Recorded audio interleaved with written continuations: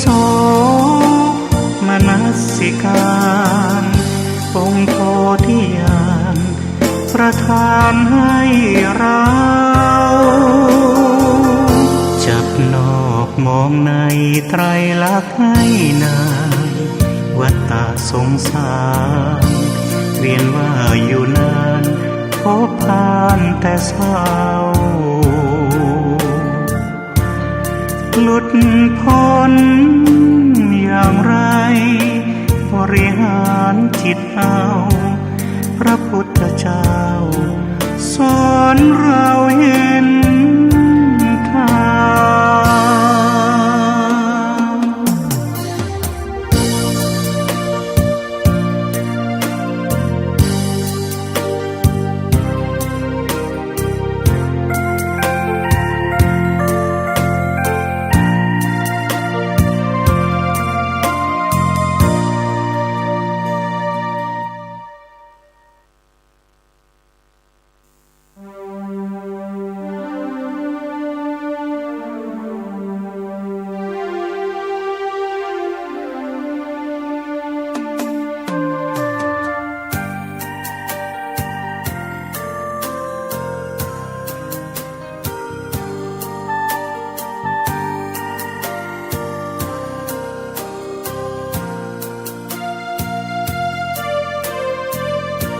หยุดนิ่ง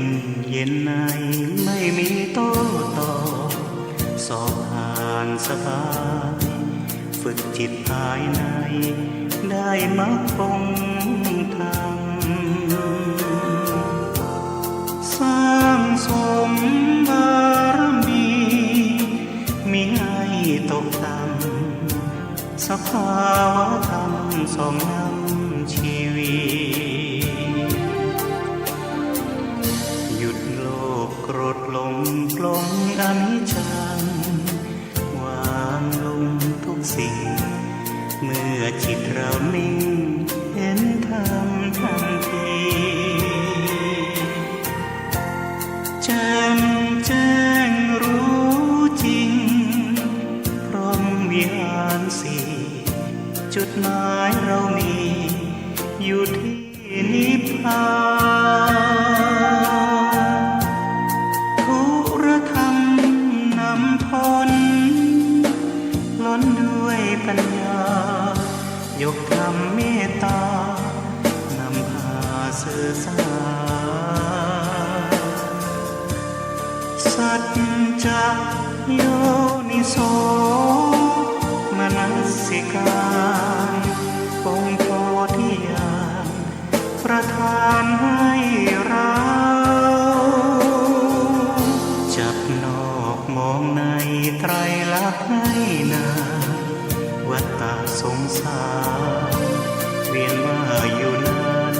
พบผ่านแต่เศร้าหลุดพ้นอย่างไรบริหารจิตเอาพระพุทธเจ้าสอนเราเห็นทาง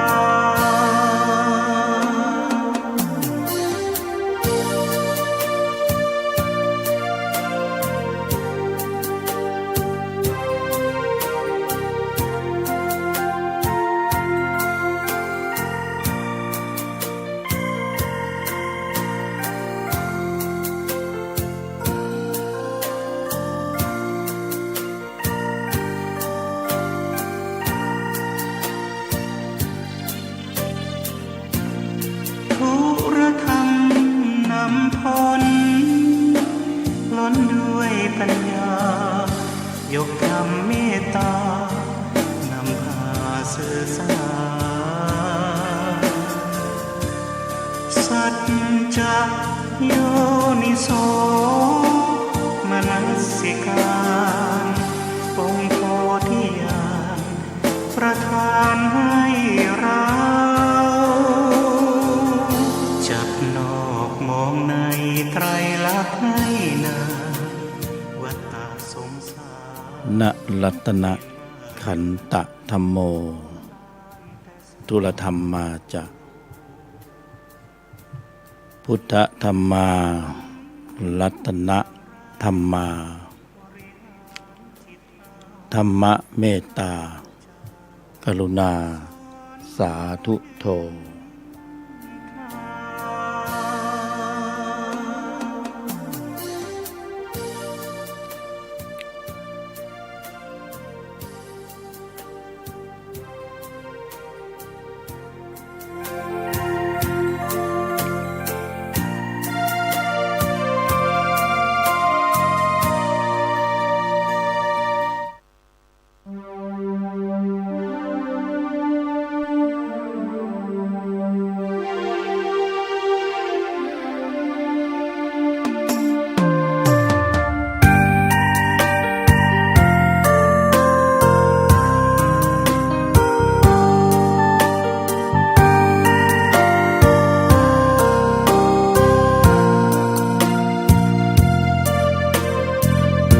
หยุดนิ่ง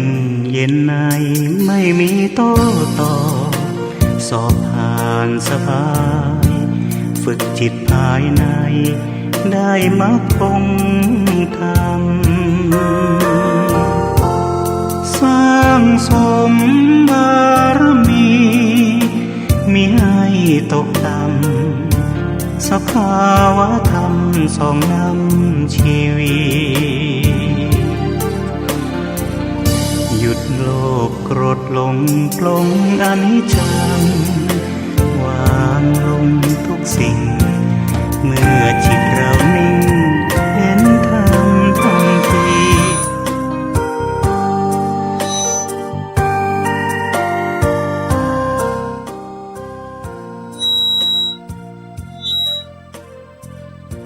หยุดนิ่งเย็นในไม่มีโต้ตอบสอบผ่านสบายฝึกจิตภายในได้มรรคคงธรรมสร้างสมบารมีมิให้ตกต่ำสภาวะธรรมสองนำชีวิตหยุดโลภโกรธหลงปลงอนิจจังวางลงทุกสิ่งเมื่อจิตเรานิ่ง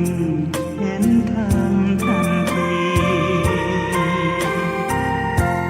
แจ่มแจ้งรู้จริงพร้อมวิหารสี่จุดหมายเรามีอยู่ที่นิพพานทุรธรรมนำพ้นล้นด้วยปัญญายกธรรมเมตตานำพาสื่อสารสัจ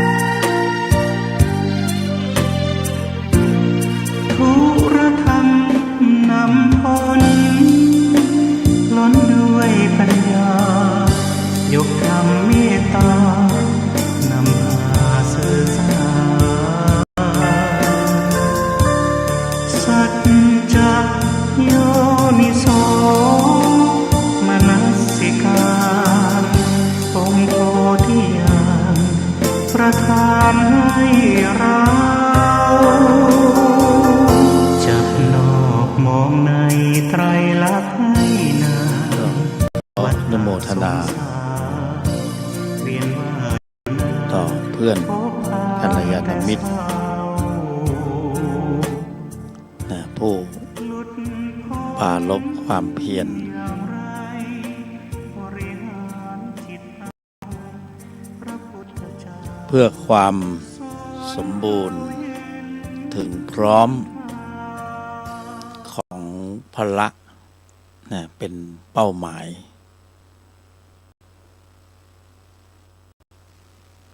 ในการดำเนินสู่แนวทางของทุลธรรมนำพ้น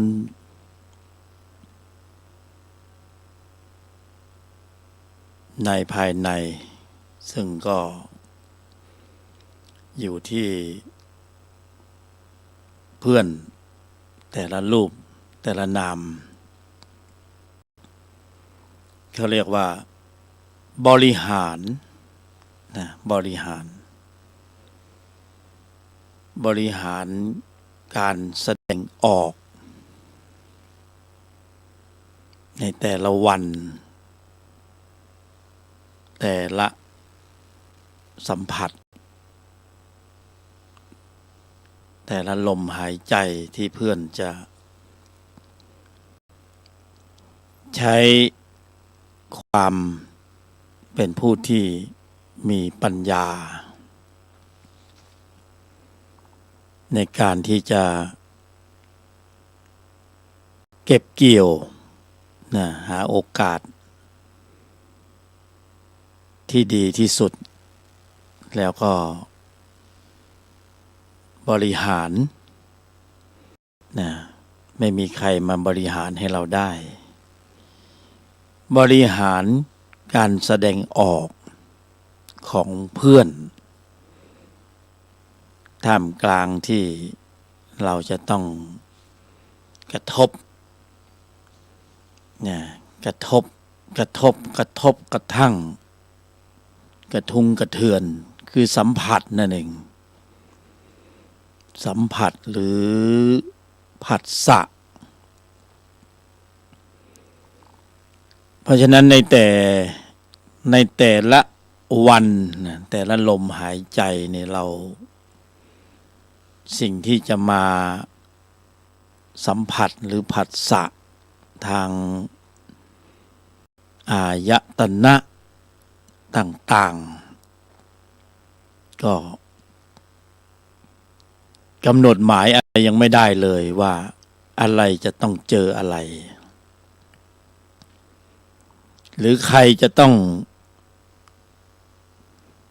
เห็นรูปอะไรได้กลิ่นอะไรได้เสียงอะไรได้สัมผัสหรือในใจของเพื่อนจะมีผลต้องนึกคิดเรื่องนู้นเรื่องนี้สารพัดสารเพที่มันจะปรากฏเกิดขึ้นในใจเป็นสิ่งที่เป็นผลแต่ก็ต้องถือว่ามีเหตุเป็นวิบากที่จะต้องได้สัมผัสได้ผัสสะเราก็กำหนดไม่ได้ไม่รู้ว่าอะไรจะมาปรากฏทางอายตนะตามแต่เหตุและก็ปัจจัยของกรรมในอดีตที่ส่งผลก็ส่งผลให้เราวันหนึ่งคืนหนึ่งทุกลมหายใจจะต้องเจอเรื่องนั้นเรื่องนี้ส่วนมากเพื่อนๆไม่ค่อยจะได้เท่าทันก็มันมาทางทวารต่างๆสัมผัสแล้วก็รับรู้แล้วก็ปรุงแต่งไปเลยถ้ามันมีเวทนาก็เวทนาไปเลยจะมีสุขก็สุขไปเลย จะมีทุกข์ก็ทุกข์แล้วก็ผัสสะแล้วนี่มันเวทนาแล้วก็เป็นหน้าที่ต่อไปของปฏิจจสมุปบาทอิทัปปัจจยตา ก็ทันทีเลยนะก็คือปรุง เขาเรียกว่าปรุงแต่งเป็นสังขารขันธ์สังขารขันธ์ก็เข้ามาทำหน้าที่ปรุงแต่งเข้ารอบของเขาอ่ะเข้ารอบของธรรมชาติที่เป็นอยู่อย่างนี้ อยู่ในใจของพวกเรานะธรรมชาติที่เขาเป็นอยู่อย่างเนี้ยผัสสะเวทนาตัณหาสังขารปรุงแต่งแล้วก็เกิดเขาเรียกว่าการแสดงออกก็จะเป็นความคิดมันก็เกิดขึ้นการกระทำก็เกิดขึ้นคำพูดมันก็จะออกมา อันนี้เข้ารอบความรู้สึกที่เป็นอัตตาตัวกูมันก็บอกว่ากูได้กูมีกูเป็นอย่างนั้นอย่างนี้กูหมดเลย ก็เพราะความที่มันมีกูเข้าไปเนี่ยแล้วมันเข้ารอบของมันน่ะจนความรู้สึกที่เป็นอัตตาตัวกูเนี่ยเห็นเป็นเรื่องปกติธรรมดาถ้าใครไม่เป็นอย่างนี้เขาเรียกว่าผิดปกติถ้าเป็นปกติก็เป็นอย่างเนี้ยผัสสะสัมผัสรูปรสกลิ่นเสียงผัสสะเวทนาสุขทุกข์ถ้ามีสติตื่นขึ้นมาหน่อยก็จะอุเบกขานิ่งไว้ ถ้าส่วนมากเขาจะไหลนะไหลไปตามกระแสเขาเรียกไหลไปตามกระแสสัมผัสแล้วเราก็ชอบไหลด้วยไหนแล้วก็กูได้ กูมีกูเป็นถ้าเป็นทุกข์หน่อยเสียหน้าสิ่งที่มาสัตว์กระทบสัมผัสบางทีมันไม่ค่อยแฮปปี้ ไม่ถูกตาไม่ถูกใจเท่าไหร่มันก็เป็นทุกข์ถ้าเป็นทุกข์มากขึ้นมันก็กูทุกข์อีกอ่ะกูได้กูมีทุกข์กูเป็นทุกข์ กูได้กูมีกูเป็นก็เป็นแล้วมันก็ผัสสะสภาวะทุกข์เวทนาเกิดเรียกว่าเวทนาขันธ์วิญญาณรับรู้เนี่ยผัสสะแล้วเวทนาแล้วเนี่ยวิภวตัณหาเข้ามาปรุงต่อกูไม่อยากทุกข์เลย กูไม่อยากมีกูไม่อยากเป็นมันก็ปรุงเข้าไปก็เลยเป็นสังขารขันธ์ปรุงเข้าไปแต่งเข้าไปกูได้กูมีกูเป็นกูทุกข์มันก็บวกรวมเข้าไปของเก่าอีกตั้งเดิมที่เป็นอัตตาตัวกูมันมีอยู่แล้วไงมันก็เอาละทีนี้ละเห็นผิดเพ่งโทษ เพื่อนก็สังเกตใจเพื่อนเถอะว่ามันมาเป็นแผงมันมาเป็นกวนมาเป็นความรู้สึกเนี่ยบ้าๆบอๆแบบนี้นะมันมาใครมาทำกูเนี่ยมัน กูถูกกระทำเนี่ยเป็นอัตตาเป็นตัวกูมันก็ปรุงไปอีกแต่งเข้าไปอีกเป็นสังขารขันธ์ปรุงเข้าไปแต่งเข้าไปบ้าๆบอๆเข้าไป เนี่ยท่านถึงบอกว่าความเป็นกูเนี่ยนะมันวิปริตมันผิดเพี้ยนเพราะมันไปยึดมั่นสภาวธรรมที่ปรากฏเกิดขึ้นตามเหตุตามปัจจัยเนี่ยว่าไอ้นี่แหละคือกูมันไปยึดไงยึดมาตั้งแต่เกิดทะลุภพข้ามมาเกิดในชาตินี้ภพนี้เนี่ย ทะลุภพเข้ามายึดมั่นถือมั่นอัตตาตัวกู แล้วก็ปรุงแต่งทุกขเวทนาทุกขเวทนาสังขารปรุงแต่งสัญญาจำได้หมายรู้อะไรต่างๆนี่แหละในองค์ประกอบของขันธ์ห้าที่มันกำลังรันนิ่งกำลังหมุนเวียนอยู่ในใจของบุคคลอยู่ในใจของเพื่อนเนี่ยคือธรรมะเนี่ยมันเป็นธรรมะอย่างหนึ่งนะ ไม่ใช่อะไรเป็นธรรมะเป็นธรรมชาติที่มีจริงเป็นจริงนะใส่สมมุติบัญญัติเข้าไปก็เป็นชื่อนู้นนามนี้นะใส่เข้าไปก็เป็นธรรมะเนี่ยเป็นโลกิยธรรมเป็นธรรมะสายเกิดเป็นธรรมะแบบสมมุติสมมุติบัญญัตินะนี่แหละธรรมะสายเกิดที่พวกเรานะเพื่อนทั้งหลายผู้ร่วมเกิดแก่เจ็บตายกับความรู้สึกที่เป็นตาตัวกูอยู่อย่างนี้หมุนเวียนอยู่ในใจอยู่อย่างนี้ ก็เป็นอยู่อย่างเนี้ยเป็นอัตตาเป็นตัวกูเป็นความวิปริตผิดเพี้ยนนะอริยะท่านมองว่าอันนี้เพี้ยนแล้วนะเข้าใจว่าเป็นตัวกูของกูอัตตามานะทิเห็นผิดเพ่งโทษผลประโยชน์โกรธเคือง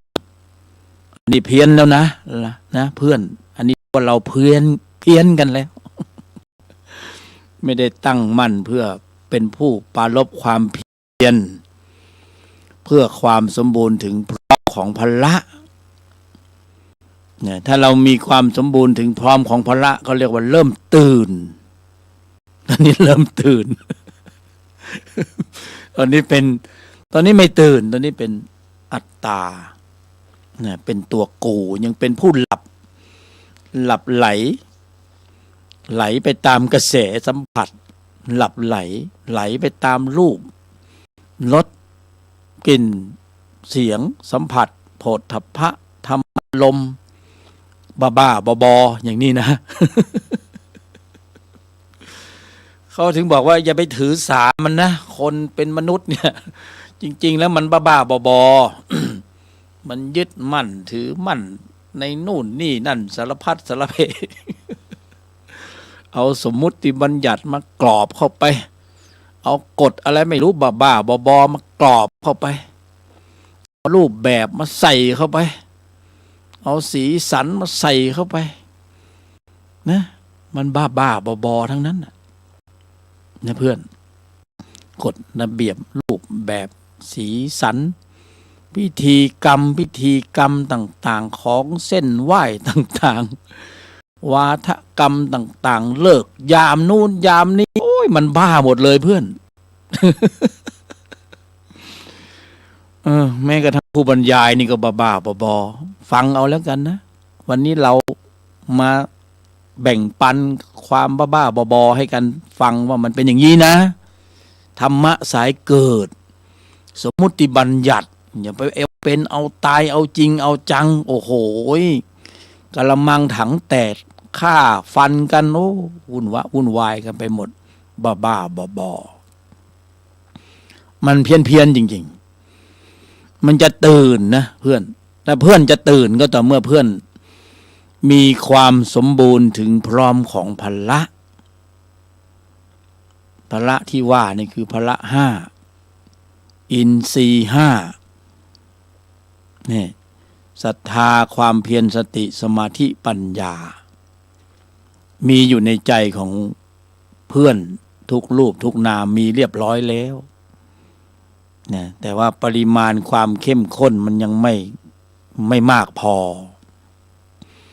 แต่ไอ้ที่มากพอถ้าเพื่อนมีปริมาณพละห้าอินทรีย์ห้านะ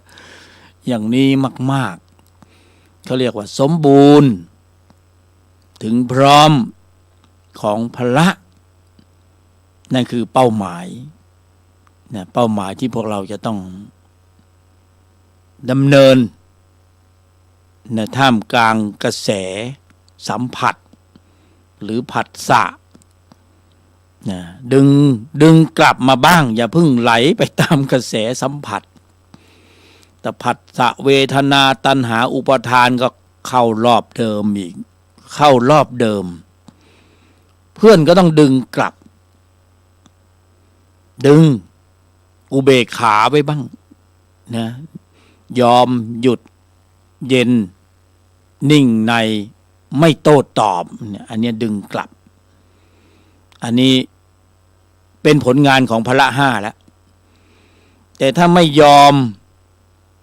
ไม่หยุดไม่เย็นนะไม่นิ่งก็ยังโต้ตอบอยู่อันนี้ไม่ใช่ผลงานของพละห้านะเพื่อนเป็นผลงานของจิตที่มีตัวประกอบด้วยอวิชชาโลภะโทสะโมหะอัตตามานะทิฏฐิความเห็นผิดอัตตาตัวกูเป็นธรรมะสายเกิดเป็นตัวเดิมอ่ะเป็นตัวเดิมที่ว่ามันบ้าๆบอๆนั่นแหละเพื่อนอะไรก็ไม่รู้จับมาใส่กันเป็นสมมุติมันบ้าๆบอๆจริงๆนะเพื่อนนะกว่าเราจะตื่นแล้วถึงจะเห็นว่าโอ้ยที่ผ่านมาเนี่ยมันบ้าชัดๆมันยึด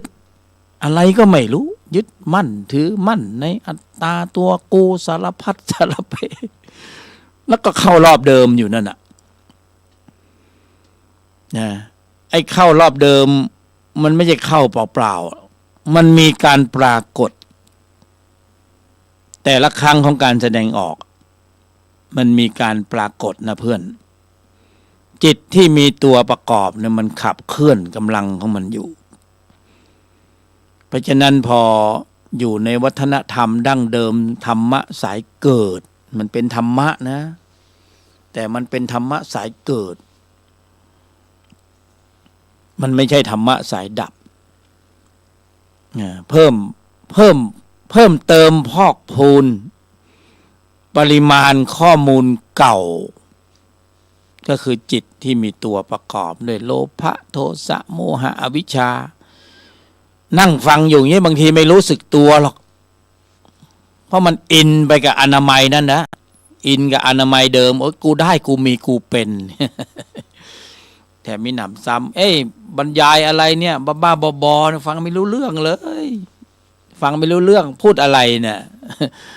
ธรรมะเขาต้องสงบเสงี่ยมเรียบร้อยซ้ายย่างหนอขวาย่างหนออันนี้มาพูดอะไรบ้าๆบอๆนะไปอย่างนั้นอีกไม่เข้าใจหรอก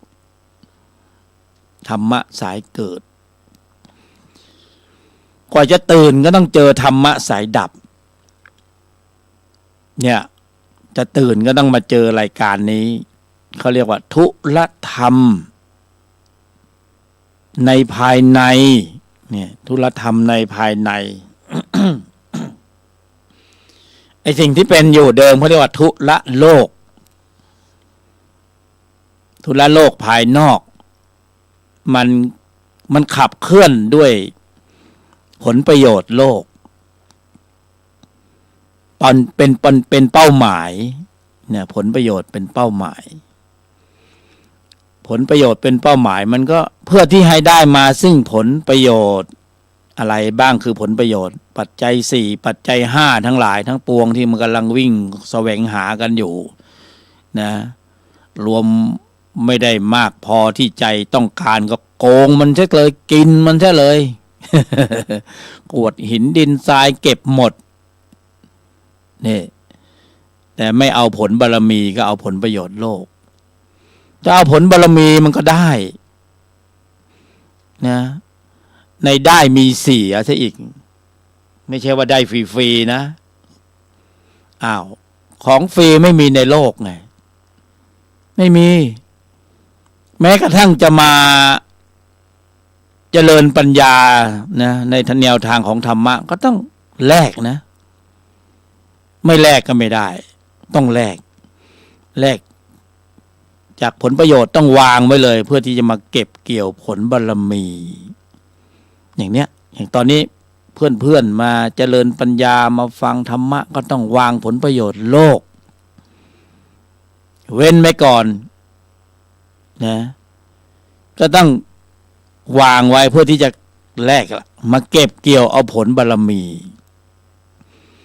บางคนก็มีผลประโยชน์โลกเยอะมีทรัพย์สินเงินทองเยอะก็ต้องเอามาถวายผู้บำเพ็ญธรรมเพื่อแลกกับบารมีมาถวายผู้ปฏิบัติธรรมผู้บำเพ็ญธรรมถวายพระสังฆทานอะไรต่างๆถวายเทียนพรรษาอะไรต่างๆเราก็ต้องเสียสละทรัพย์ปัจจัยภายนอกคือทรัพย์สินเงินทองไปซื้อมาแล้วก็น้อมกายวาจาใจมาสู่พระภิกษุผู้บำเพ็ญธรรมในพระพุทธศาสนาก็มาแลกกันถวายท่านก็อายุวันโนสุขขังพลังท่านก็แผ่ตบะเดชเดชะอำนาจการอิทธิฤทธิประสิทธิผลบารมีที่ท่านบำเพ็ญขันติอดทนอุเบกขาท่านได้กุศลผลบารมีท่านก็อายุวันโนสุขขังพลังสวัสดีเด้อ เจริญพรนะโยมเด้อ นะแล้วก็ถวายท่านก็แผ่บารมีให้เราเนี่ยก็ต้องเสียสละผลประโยชน์โลกเพื่อต้องการผลบารมีชั้นทานศีลสมาธิแต่ชั้นในนี่ท่านก็ต้องเพื่อนก็ต้องเอาทำกันเองแล้วไม่มีใครมาเป่าเสกมาเผื่อแผ่มาแบ่งปันให้ได้แล้วชั้นในนี่เป็นชั้นของนิสัยเพื่อนต้องการนิสัยแล้วต้องข้ามต้องทำภละให้สมบูรณ์ถึงจะตื่นรู้เท่าทันต่อลีลาวัฏจักรบ้าๆบอๆของโลกียธรรมจะต้องข้ามไปสู่โลกุตตรธรรมเป็นเป้าหมายของชีวิตเป็นวาระของชีวิตของเพื่อนทุกรูปทุกนามนะเพราะเราใช้วันเวลาของกายสังขารเนี่ยมันหมดไปเรื่อยๆ จะต้องอาศัยกายนี้กายยาววานหนาศอกคืบเพื่อการให้ได้มาซึ่งความสมบูรณ์ถึงพร้อมของพละเป็นเป้าหมายเนี่ยสังเกตว่าเราเนี่ยกัลยาณมิตรเนี่ยเราก็มาแบ่งปันเราก็จะตอกย้ำอยู่ตลอดเวลาว่าเป้าหมายเพื่อนต้องชัดเจนนะเพื่อนต้องเพื่อความสมบูรณ์ถึงพร้อมของพละเป็นเป้าหมายนี่เป็นเป้าหมายแต่ถ้าในฝั่งตรงกันข้ามเพื่อความสมบูรณ์พอกพูนกิเลสตัณหาเป็นเป้าหมาย อันนั้นน่ะมันมีวิบากกรรมเยอะตัวใครตัวมันนะเพื่อนแต่ถ้าสมบูรณ์ถึงพร้อมของพละแล้วเนี่ยโอ้ยเพื่อนจะปลอดภัยเพื่อนแต่เพื่อนลองพอกพูนสมบูรณ์ถึงพร้อมของวัตถุของโลภะโทสะโมหะอวิชชาเป็นเป้าหมายนะเพื่อนงานเข้าเพราะทุกการแสดงออกมันถูกเก็บข้อมูลหมดเลยเราอยู่ในชั้นนอกใช่ไหมชั้นทุรโลกเราต้องการผลประโยชน์ส่วนมากกับผลประโยชน์ใช่ไหมเนี่ยภายใต้การขับเคลื่อนกำลังชี้นำอยู่ข้างในลึกๆเนี่ยมันชี้นำอยู่ข้างในเนี่ยโลภะจิตโทสะจิตโมหะจิตอวิชชาจิตมันอยู่ข้างในการขับเคลื่อนผลักดันให้เกิดพฤติกรรมการแสดงออกในสัดส่วนที่ไม่มีคำว่าเป็นบุญหรอกเพื่อนโลภะโทสะโมหะอวิชชาจิตมันจะส่งเสริมให้การแสดงออกความคิดการกระทำคำพูดเป็นกุศลมันจะไปมีหรือ มันก็เป็นอกุศลทั้งหมดใช่ไหมแล้วเวลามันเป็นอกุศลมันจะมีอะไรแถมล่ะวิบากของการแสดงออกไอ้ตรงนี้แหละที่มันเจ็บปวดรวดร้าวบาดเจ็บแล้วบาดเจ็บอีกโรคภัยไข้เจ็บสารพัดสารเพเพื่อนเอ้ย ของแถมในได้มีเสียของฟรีไม่มีในโลก เพราะฉะนั้นการแสดงออกในทุกที่ทุกแห่งมันจะล่วงหล่นไว้ตรงไหนอะในอดีตที่เราเหนื่อยนะเราหนักทุกวันนี่ไม่ใช่ปัจจุบันนะของเก่าของเราเนี่ยของเพื่อนนะของเก่าของเพื่อนในอดีตที่มันส่งผลมาเนี่ยไอเราก็ไม่รู้นี่ว่าอวิชชามันมีอยู่เราจะไปส่องรู้ดูเห็นข้อมูลของตนเองได้ยังไงมีแต่จะไปส่องรู้ดูเห็นข้อมูลของคนอื่น จริงไหมไอเราชอบไปค้นคว้าพฤติกรรมการแสดงออกของคนอื่นแล้วก็ไปส่องรู้ดูเห็นคนนั้นเป็นอย่างนั้นคนนั้นเป็นอย่างนี้คนนี้เป็นอย่างนั้นโอ้ยมันจะรู้ดีไปขนาดไหนเนาะพระเจ้าอวยพรรู้จริงๆไปหมดที่ของตัวเองไม่รู้ไปรู้ของคนอื่นหมดใช่ไหมพอถึงตาของตัวเองบ้างโอ้โหวิบากจิตมันส่งผลมาไอ้หยาทุกเหตุเพศภัยโรคภัยไข้เจ็บมันก็ไม่รู้ที่มาที่ไปอะของตัวเองสร้างไว้ในอดีตแล้วก็ไม่รู้จักที่จะหาทางแก้ไขใช่ไหมเพื่อนเราก็ไม่รู้จะแก้ยังไงอะเวลามันเจอเข้าไปแล้วมันเป็นผลซะแล้วไงแต่มันเป็นผลในปัจจุบันแต่เหตุมันมาจากอดีตเพื่อนที่เราหวาดหวั่นวิตกเราไม่ใช่ไปกลัวปัจจุบันนะเรากลัวไอ้สิ่งที่มันจะส่งผลมาจากอดีตที่เราเคยไปทิ้งล่องลอยล่วงหล่นไว้ในอดีตภพชาติไปโกงเขาไว้ไปกินเขาไว้ไปใช้ความคิดเขาไว้นะมีเล่ห์มีเหลี่ยมมีเพทุบายมีสารพัดสารเพมีเป็นจอมยุทธนะ นะล่วงหล่นไว้ในอดีตภพชาติความคิดการกระทำมั่งคำพูดมั่งมันในอดีตอดีตนึงไม่รู้อดีตตรงไหนรู้แต่ว่าอดีตมันยาวนานใช่ละเกินไปเกิดไปตายในภพไหนภูมิในสมัยก่อนเป็นนะที่เขาว่าเป็นนักรบบ้างเป็นผู้ครองเมืองบ้างเป็นเจ้าเป็นนายบ้างอะไรสารพัดละทะเพในอดีตภพชาติการเวียนตายเวียนเกิดในที่ต่างๆล่องลอยล่วงหล่นไว้ความคิดของเราการกระทำของเราคำพูดของเราในอดีตภพจิตเขาเก็บข้อมูลหมดเลยมันไม่หายไปไหนเพื่อนมันเป็นเรื่องราวของข้อมูลในอดีตที่ส่งผลมาปรากฏเป็นวิบากในปัจจุบันแม้กระทั่งร่างกายเราใช่ไหมรูปร่างอย่างนี้หน้าตาอย่างนี้ผิวพรรณอย่างนี้หล่ออย่างนั้นสวยอย่างนี้ใช่ไหมเนี่ยมันก็เป็นผลจากอดีตส่งผลเขาเรียกกรรมชรูป พอรู้บ้าง เนี่ยก็ปรุงแต่งตกแต่งให้มีวาระมีสัญญามีร่องรอยแล้วก็มีรูปเวทนาสัญญาสังขารมาเกิดในภพนี้ชาตินี้เป็นมีกายกองสังขารเป็นมนุษย์อย่างเราท่านทั้งหลายอย่างเพื่อนๆทั้งหลายเนี่ยเป็นมนุษย์มาจากอดีตไม่งั้นมันหน้าตามก็เหมือนเดียวกันหมดที่พ่อแม่เดียวกันใช่ไหมออกมามีคนไม่เหมือนกันเลย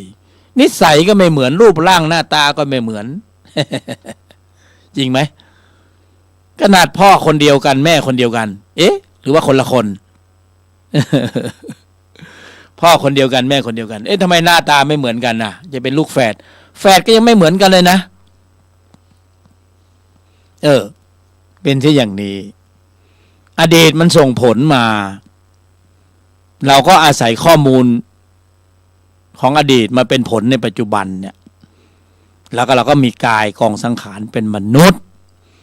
ทีนี้ในสัดส่วนที่เป็นกุศลก็ไม่มีปัญหาแล้วก็มาเสวยสุขมีกายดีมีหูดีมีตาดีมีจมูกดีหาแล้วก็ ก็มีดีๆก็ไปทำที่มันดีๆนะมีตาหูจมูกลิ้นกายใจดีมี32ประการครบถ้วนสมบูรณ์ถึงพร้อมของกายมนุษย์เราไม่ได้พร่องนี่นะสมบูรณ์ไหมเนี่ยหล่อๆสวยๆทั้งนั้นเลยแล้วเขาเอาไปให้ทำอะไรกายมนุษย์จริงๆแล้วกายมนุษย์เป็นส่วนแสดงข้อมูลของจิตมันสะท้อนออกมาให้เห็นแล้วว่าอ๋อหน้าตาแบบนี้นะคนแบบนี้หน้าตาแบบนี้นะ เป็นยังไงมันส่องรู้ดูจิตดูใจบางคนเขาดูนรลักษศาสตร์ เขาดูโง่เฮงไอ้โง่เฮงแบบนี้มันขี้โกงนี่หว่า ไอ้โง่เฮงแบบนี้ท่าดีนี่สงสัยเป็นคนมีกุศลเป็นคนมีบารมีสูงส่งเป็นคนรวยมีเงินมีทองเนี่ยโง่เฮงดี ที่ไหนได้พร้อมหนี้สินนะดูข้างนอกมันก็โอ้ยใช่เลยนี่นะโอ้โหดูเฮียคนนี้สิโอ้โหจัดให้เลยมีเป็นคนที่น่าศรัทธาเชื่อถือดูแล้วตั้งมั่นเหลือเกินที่ไหนได้ขอยืมตังค์หน่อยสิว่ามีหรือเปล่าวะ โอ้ยท่าดีนะแต่เอาเข้าจริงๆเป็นไงพร้อมหนี้สินนี่เป็นอย่างนี้เพราะฉะนั้นดูภายนอกไปได้ทีนี้การที่มาเกิดเนี่ยมันมีกายสังขารที่เป็นมนุษย์แล้วเนี่ยเราก็เข้าใจเข้าใจไม่เข้าใจไม่รู้แต่ว่าเป็นผลจากอดีตแน่ๆล่ะมาปรากฏในปัจจุบันใช่ไหมในสัดส่วนที่เป็นกุศลก็มีปัญหาหรอกแต่สัดส่วนที่เป็นอกุศลที่จะส่งผลมาเนี่ยตอนนี้ที่มันห่วงกันเยอะที่เรามองไม่รู้หรอกว่าอดีตเราเคยไปล่วงหล่นการแสดงออกไว้ไหนมันก็เลยเป็นที่มาของทำไมคนนี้มันก็ไม่น่าจะมีปัญหาอะไรก็เป็นคนดีนะเกิดมาในสังคมทำความดีมีประโยชน์ต่อสังคมทำไมต้องไปเจอเหตุอย่างนั้นเพศภัยอย่างนี้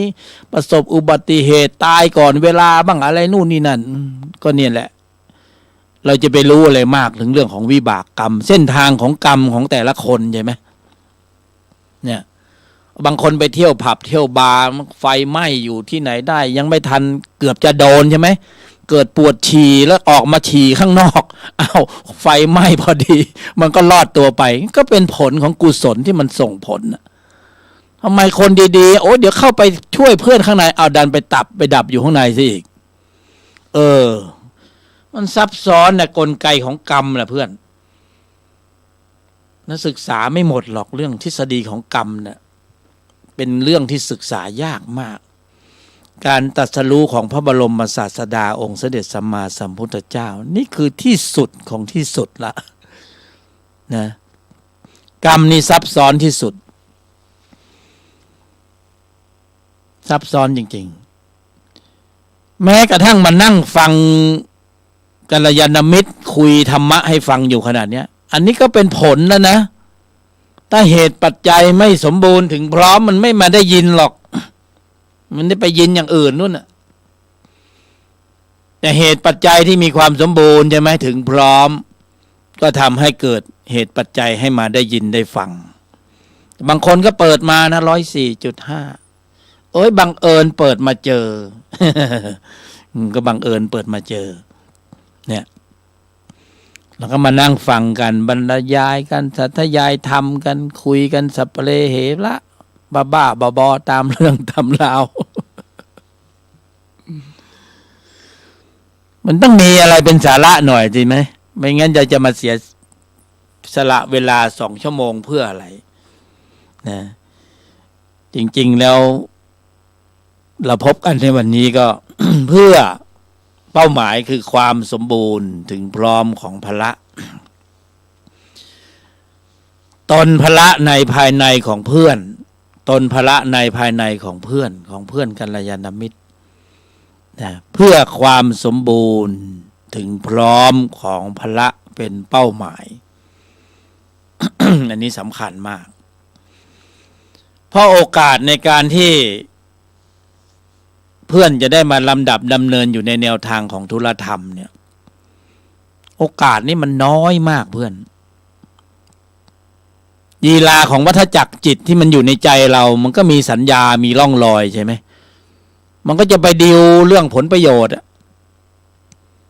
นั้นไม่มาสนใจหรอกหรือจะเปิดช่องว่างให้ผลบารมีน้อยมากเพราะปริมาณเพื่อนดูปริมาณข้อมูลของจิตในใจของพวกเรามันเต็มไปด้วยปริมาณของวัฏจักรจิตคือธรรมะสายเกิดโลภะจิตโทสะจิตโมหะจิตโอ้โหเข้มเลยใช่ไหมเข้มข้นเลยใช่ไหมแต่ละรูปแต่ละนามเนี่ยใช่ไหมก็จิตพวกนี้มันพาเรามาเกิด มีกายกองสังขารดีหน่อยกุศลเราคงจะถึงพร้อมพอประมาณนะเพื่อนเราจึงได้มีวาระมีสัญญาเชื่อมโยงกับกายมนุษย์มันก็ยากอยู่นะมันก็ไม่หมูนะก็แสดงว่าพวกเรานี่โอ้ยถ้าไม่แน่จริงก็ไม่มาเกิดเป็นมนุษย์หรอกนะมันก็ต้องมากันแรงๆใช่ไหมไม่ธรรมดานะเนี่ยจงภูมิใจในตนเองใช่นะว่าเรามาเกิดเป็นมนุษย์ในชาตินี้เนี่ยโอ้ไม่ธรรมดานะเนี่ยมากันแรงๆนะไม่แน่จริงมาเกิดไม่ได้ภูมิใจใช่นะให้ความรู้สึกภูมิอกภูมิใจสมศักดิ์ศรีของความเป็นมนุษย์แหมแต่พูดไม่ค่อยดังเท่าไหร่สมศักดิ์ศรีของการเกิดมาเป็นมนุษย์ในชาตินี้มีกายกองสังขารเป็นมนุษย์มีกายยาววาหนาศอกคืบเวลาเดินก็ตั้งฉากกับพื้นโลก จริงไหมหรือว่าทำตัวเวลาเดินขนานกับพื้นโลกนะเวลาเมาไม่รู้เรื่องรู้ราวนี่เลื้อยไปกับพื้นโลกเลยก็มีนะขนานไปกับพื้นโลกนี่จริงๆเราต้องตั้งฉากกับพื้นโลกนะตั้งฉากให้มันตรงๆสมศักดิ์ศรีของการเกิดเป็นคนเป็นมนุษย์ในชาตินี้เป็นมนุษย์ก็คือผู้มีใจสูงเป็นคนก็คอควายกับนอนหนูคณะก็คือส่วนผสมอันหลากหลายแล้วคณะเนี่ยผสมเอาเป็นมนุษย์ดีกว่าเพิ่มจากคนขึ้นไปเป็นมนุษย์เป็นผู้ที่มีจิตใจสูง สูงส่งซะเหลือเกิน อย่าเผลอนะ นะเป็นผู้ที่มีจิตใจสูงวงเล็บไปหน่อยอย่าเผลอนะโดนแน่จัดเลยนะอย่าเผลอมันก็ปิ่มนะเพื่อนอย่างเราเกิดเนี่ยเราครึ่งดิบครึ่งสุกนะเพื่อความเป็นมนุษย์อย่างเราเนี่ยเราครึ่งดิบครึ่งสุกนะถ้าสมบูรณ์ถึงพร้อมแล้วไม่มาเกิดแล้วจะมาทำไมเป็นพระอริยบุคคลสมบูรณ์ถึงพร้อมด้วยพระนะเป็นอริยบุคคลระดับโสดาสกิทาพระอนาคาพระอรหันต์แล้วไม่มีสัญญาไม่มีร่องรอยไม่มีการเชื่อมโยงที่มาเชื่อมต่อกับกายมนุษย์ไม่มีสัญญาไม่มีเชื้อเกิดแล้วจะมาทำไมเชื้อหมดแล้วแต่ที่มาเนี่ยโอ้โหเชื้อมาเต็มเลย จริงไหมที่มาเนี่ยเชื้อมาเต็มเลยเนี่ยเต็มไหมเนี่ยเพราะนั้นมันแปลกไหมมันก็ไม่แปลกใช่ไหมเวลาคนนั้นแสดงความรักความโลภความโกรธความหลงไม่แปลกเว้ยไอ้นี่เป็นคนเว้ย อันนี้ปกตินะครึ่งดิบครึ่งสุกนะครึ่งสัตว์ครึ่งประเสริฐใช่ไหมครึ่งผีครึ่งคนนะอุ๊ยคนนี้ลูกครึ่งโอ้ลูกครึ่งอะไรเนี่ยพ่อเป็นฝรั่งแม่เป็นคนไทยสวยหล่อใช่ไหม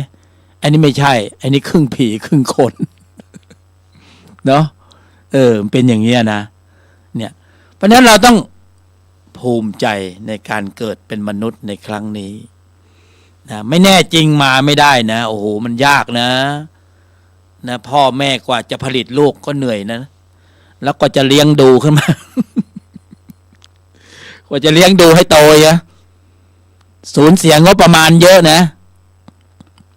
เนี่ยมันต้องใช้งบประมาณเยอะแต่ละคนเนี่ยกว่าจะโตขึ้นมาได้1 ขวบ2 ขวบ3 ขวบโอ้เนี่ยหมดไปหลายตังค์นะงบเนี่ยแล้วพอโตขึ้นมาปุ๊บเนี่ยเนี่ยสุดยอดเลยใช่ไหมเพราะนั้นเขาให้มาทำไมเนี่ยเกิดเป็นมนุษย์มาเนี่ยโอกาสอันงดงามอย่างเนี้ยมันไม่มีบ่อยใช่ไหมบางรูปบางนามมันก็ไม่ได้มีวาระสัญญาที่มาเชื่อมโยงกับกายมนุษย์มันก็ไปเชื่อมกับกายอื่นกายเสือบังสิงบังกระทิงบังแรดบังช้างม้าวัวควายมันก็แขนขามันก็มีแต่มันก็ไม่เหมือนกับมนุษย์นะจะหยิบจะฉวยอะไรจะกินอะไรมันก็ต้องมันก็ลำบากนะเป็นสัตว์เดรัจฉานนะเพื่อนดูดิ เออไอ้ของที่โยนลงพื้นทำไมใส่ภาชนะมันก็เปื้อนมันก็สกปรกมันก็ต้องกินไปอย่างนั้นอ่ะเดอะด็อกนะเราก็มันก็จะไปล้างยังไงก็ล้างไม่ได้มือมันก็ไม่มีมันก็ไม่รู้จักว่าเป็นน้ำอย่างนู้นต้องล้างทำความสะอาดก็กินทั้งมันไปนะ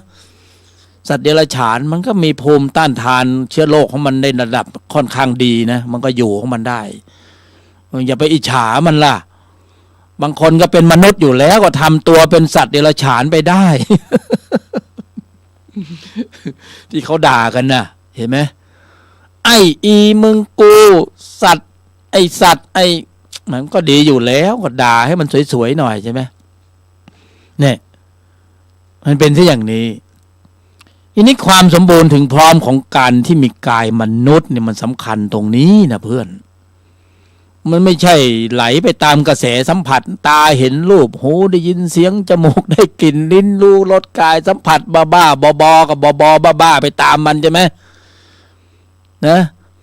มันมาอย่างไงแล้วก็ตามมันไปอย่างนี้มันตามน้ำบ่อยๆมันก็จะไม่ไหวดิเพื่อนเพราะกายมนุษย์ทำได้มากกว่านั้นท่านไม่ได้บอกว่าให้มีกายมนุษย์ไหลไปตามกระแสสัมผัสเลยนะเคลิบเคลิ้มไปเลยรักโลภโกรธหลงกินกามเกลียดโกงเอาให้มันสารพัดเอาให้หนักจัดให้เต็มที่ก็ต้องดึงกลับบ้างใช่ไหมนะฉุนเฉียวเกี่ยวกาดขาดความเมตตาผลประโยชน์โกรธเคืองอะไรต่างๆไหลไปหมดนี้มันก็ไม่ไหวนะเพื่อนนะโอกาสอันงดงามอย่างนี้มีได้เพียงไม่เกิน100 ปีอายุไขมนุษย์ตอนนี้ให้เต็มที่เลยเพื่อน75 ปีถือว่าโอ้โหคุ้มแล้วนะเกิดมา ถ้าวันนี้ใคร74 75 ปีนี่เหลือปีเดียวนะนี่ท่านให้มาแก้ตัวหลายอย่างแล้วก็คืออย่างที่บอกว่าไอเราเป็นห่วงข้อมูลจิตในอดีตภพชาติที่เราไม่รู้ว่าเราไปล่วงหล่นทิ้งไว้ตอนไหนใช่ไหมในอดีตไอตอนเนี้ยที่มันหมุนเวียนมาเนี่ยมันเป็นวิบากจิตมันมาเช็คบินตอนที่เรามีกายมนุษย์เนี่ยถึงต้องเจอทุกเหตุเพศภัยอุบัติเหตุนะภัยธรรมชาติต่างๆโรคภัยไข้เจ็บต่างๆซึ่งมันปรากฏที่กายมนุษย์เป็นส่วนแสดงข้อมูลจิตที่เราจะต้องสัมผัสสัมพันธ์ต้องพบต้องเจอแล้วมันหนีไม่ออกเพราะมันเป็นเรื่องของสิ่งที่จะต้องพบต้องเจอเพราะเป็นการปรากฏเกิดขึ้นของธรรมชาติสายเกิดที่เราไปทิ้งร่องรอยล่วงหล่นไว้ในอดีตอะแล้วมันจะหนีไปไหนล่ะเราก็ต้องใช้ไงเพราะใครเราเป็นคนทำก็คนนั้นน่ะก็เราไม่ใช่เหรอเพื่อนไม่ใช่เหรอที่เป็นคนทำมันก็ต้องหมุนเวียนตามสัญญาใช่ไหมเขาเรียกสัญญาของกรรมนะถ้าเป็นสัญญาบุญกับบุญส่งผลอย่างเราได้ยินได้ฟังขนาดนี้ก็เป็นบุญส่งผลได้ยินได้ฟังนะถ้ากรรมมันตัดรอนก็เป็นวิบากของจิตที่หมุนเวียนมามันก็ไม่มาได้ยินได้ฟังสิ่งเหล่านี้หรอกมันก็ไปได้ยินอย่างอื่นนู่นน่ะไอ้อีมึงกูนู่นสารพัดสารเพใช่ไหมแต่สิ่งที่ได้ยินได้ฟังเนี่ยมันเป็นเรื่องของกุศลของบุญนะเป็นตนส่งผลไม่ใช่ตัวส่งผลตนความดีที่สมบูรณ์ถึงพร้อมส่งผลก็จึงมาได้ยินได้ฟังแนวทางของธรรมะเพื่อได้องค์ภูมิความรู้แล้วเอาไปบริหารการแสดงออกด้วยตนของตนเองไม่มีใครทำแทนกันได้ไม่มี ถ้าทำแทนกันได้ก็ดีสินะเป่าทีเดียวพ่วงเป็นพระอรหันต์หมดเลยก็ดีสิมันต้องทำเองหมดเพื่อนเวลาเราทุกข์เราทุกข์เองไม่มีใครทุกข์กับเราเวลาเราเจ็บเองไม่มีใครเจ็บแทนได้เวลาเราจนก็จนเองไปขอยืมใครก็ไม่มีนี่เพื่อนเชื่อไหมเมื่อกี้เนี่ยเราจะมาบรรยายธรรมเนี่ยน้ำมันลดเราหมดแล้วนะเราหวังว่านะ ไอ้น้ำมันอยู่หลังรถเนี่ยอยู่สำหรับเป็นเครื่องตัดหญ้าไงแล้วก็เทใส่ถังน้ำมันหยอดเข้าไปได้สักลิตรหนึ่งไฟมันโชว์แล้วถึงจะวิ่งมาที่วัดฝายหินได้โอ้ยทุลักทุเลขนาดนี้ เงินอยู่ในกระเป๋า2 บาทแต่เพื่อผลบารมีไงจะต้องเก็บเอาผลบารมีให้ได้วันนี้ยังไม่ได้ต้อง2 ชั่วโมงทำนะเราไม่รู้หรอกว่าเราเป็นกัลยาณมิตรของเพื่อนเราไม่รู้หรอกว่าวันนี้เราจะมาพูดเรื่องอะไรเราก็คิดว่าเราจะบรรยายสาธยายแบ่งปันกันไปมันอยู่ข้างในเราไม่มีปากกาตืนและไม่มีการเขียนไว้รอแล้วก็มาบรรยายสดตอนนี้สดนะ ตามเหตุตามปัจจัยเอาให้ได้เพื่ออะไรเพราะกายมนุษย์ท่านให้มาแล้วให้มาสร้างบารมีใช่ไหมเพื่อความสมบูรณ์ถึงพร้อมของพระวันนี้ขอ2 ชั่วโมง เพราะอะไรอ่ะเพราะเรากลัวเหมือนกันน่ะไอ้สิ่งที่มันอยู่ในอดีตมันจะส่งผลมาไม่งั้นเราก็สบายไปแล้วแต่ยังโชคดีที่เรามีกายกองสังขารที่เป็นมนุษย์ที่ยังสมบูรณ์ใช่ไหมเราก็เฉียดฉิวที่จะเจ็บตัวหลายทีแล้วนะแต่ว่าบุญนะความสมบูรณ์ถึงพร้อมทำให้เราเบี่ยงไปปัดไปหลบมานะจนมีกายสังขารสมบูรณ์อยู่นะแต่ข้างในเราไม่ค่อยดีนะเราเป็นโรคหัวใจ เราเป็นโรคหัวใจมีรักเนี่ยทีนี้เรารักที่จะมาบรรยายธรรมกับเพื่อนนะความรักแบบนี้มันสมบูรณ์นะมันเหมาะสมเราก็มาบรรยายให้เพื่อนฟังว่าตอนเนี้ยก็เลยบรรยายไปนี่มาเกือบ1 ชั่วโมงแล้วนะ46 นาทีแล้วเรายังไม่รู้เลยว่าเดี๋ยวจะบรรยายอะไรต่อไม่รู้อ่ะเราจะโม้ไปอย่างเงี้ยจะคุยไปอย่างเงี้ยเราอาศัยว่า30-40 ปีเนี่ยเราก็ลองผิดลองถูกมาหลายสำนักเราบวชมา3 รอบแล้ว ตอนนี้เราเป็นฆราวาสนะเพื่อนนะเราเป็นกัลยาณมิตร มันสบายใจนะเป็นเพื่อน เพื่อนสู่เพื่อนเพราะนั้นเราเป็นเพื่อนกันเวลาเราคุยธรรมะก็เป็นไงเพื่อนสบายดีไหมมันสบายใจอ่ะหรือจะเป็นเจ้านายเป็นลูกน้องหรือเป็นอาจารย์เป็นลูกศิษย์เราไม่เอาอย่างเงี้ยเอาเป็นเพื่อนกันเราเป็นกัลยาณมิตรเรามีอะไรเราก็มาแบ่งปันกันเล็กๆน้อยๆนะแล้วก็เล่าปูพรมเรื่องบ้าๆบอๆของโลกียธรรมก่อนเดี๋ยวเราก็ต้องพาเพื่อนขึ้นไปตอนนี้เราแหวกว่ายอยู่ในโลกียธรรมไงว่ายไปว่ายมาอยู่ตรงนั้น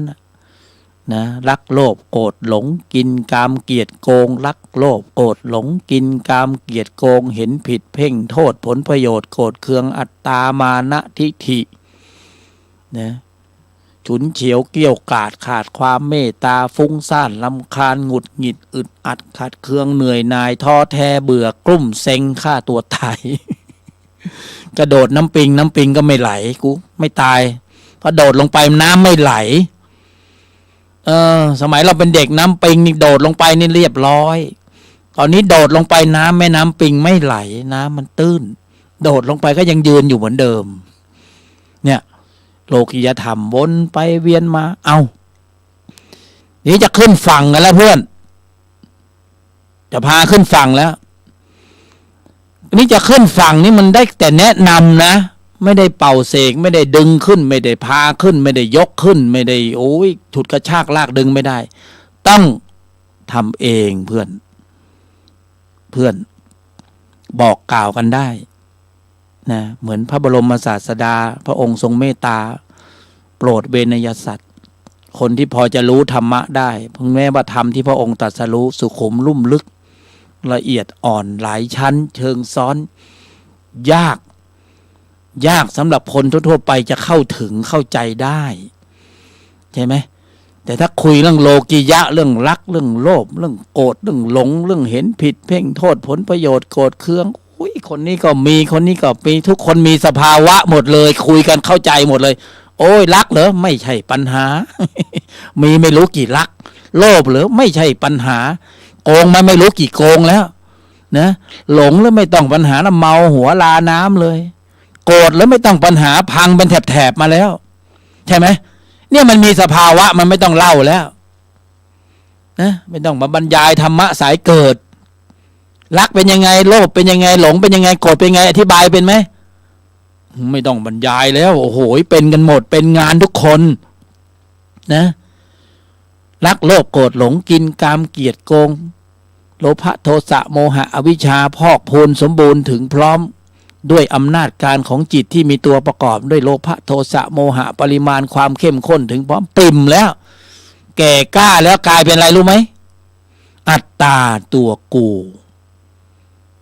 แก่กล้าแล้วเป็นอัตตาเป็นตัวเป็นกูเป็นมานะเป็นพิธิแตะไม่ได้ใหญ่ครับฟ้ามันจะอนุรักษ์ไปถึงไหนเนี่ยไอ้ตัวเนี้ย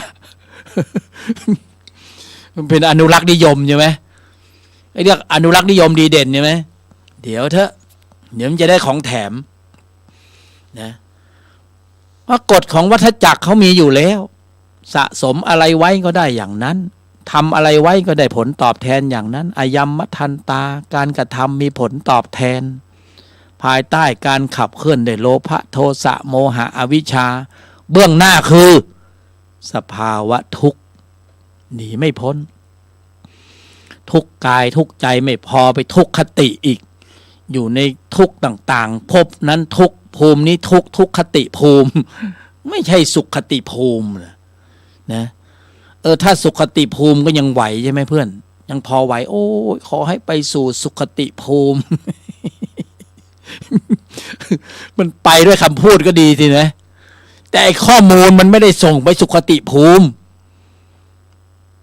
เขาบอกจิตเขายุติธรรมที่สุดไม่มีอะไรยุติธรรมเท่าจิตแล้วนะปากแล้วก็จะบอกโอ้ยไปสู่สุขติภูมิมันจะไปภูมิสุขติได้ไงก็ข้อมูลมันบ่งชี้ว่าไปเปรตนะ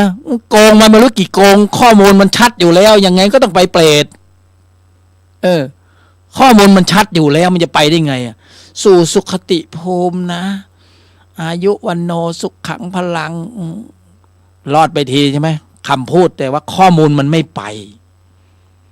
เหมือนเราบอกโอ้โหผมนี่เฮียนี่สุดยอดรวยเฟอร์นิเจอร์เพียบจะไปรู้ได้ไงในบัญชีมีแต่ศูนย์น่ะโบเลยเขาก็รู้มันเป็นอยู่ที่ข้อมูลใช่ไหมภายนอกก็บอกโอ้โหดูดีเหลือเกิน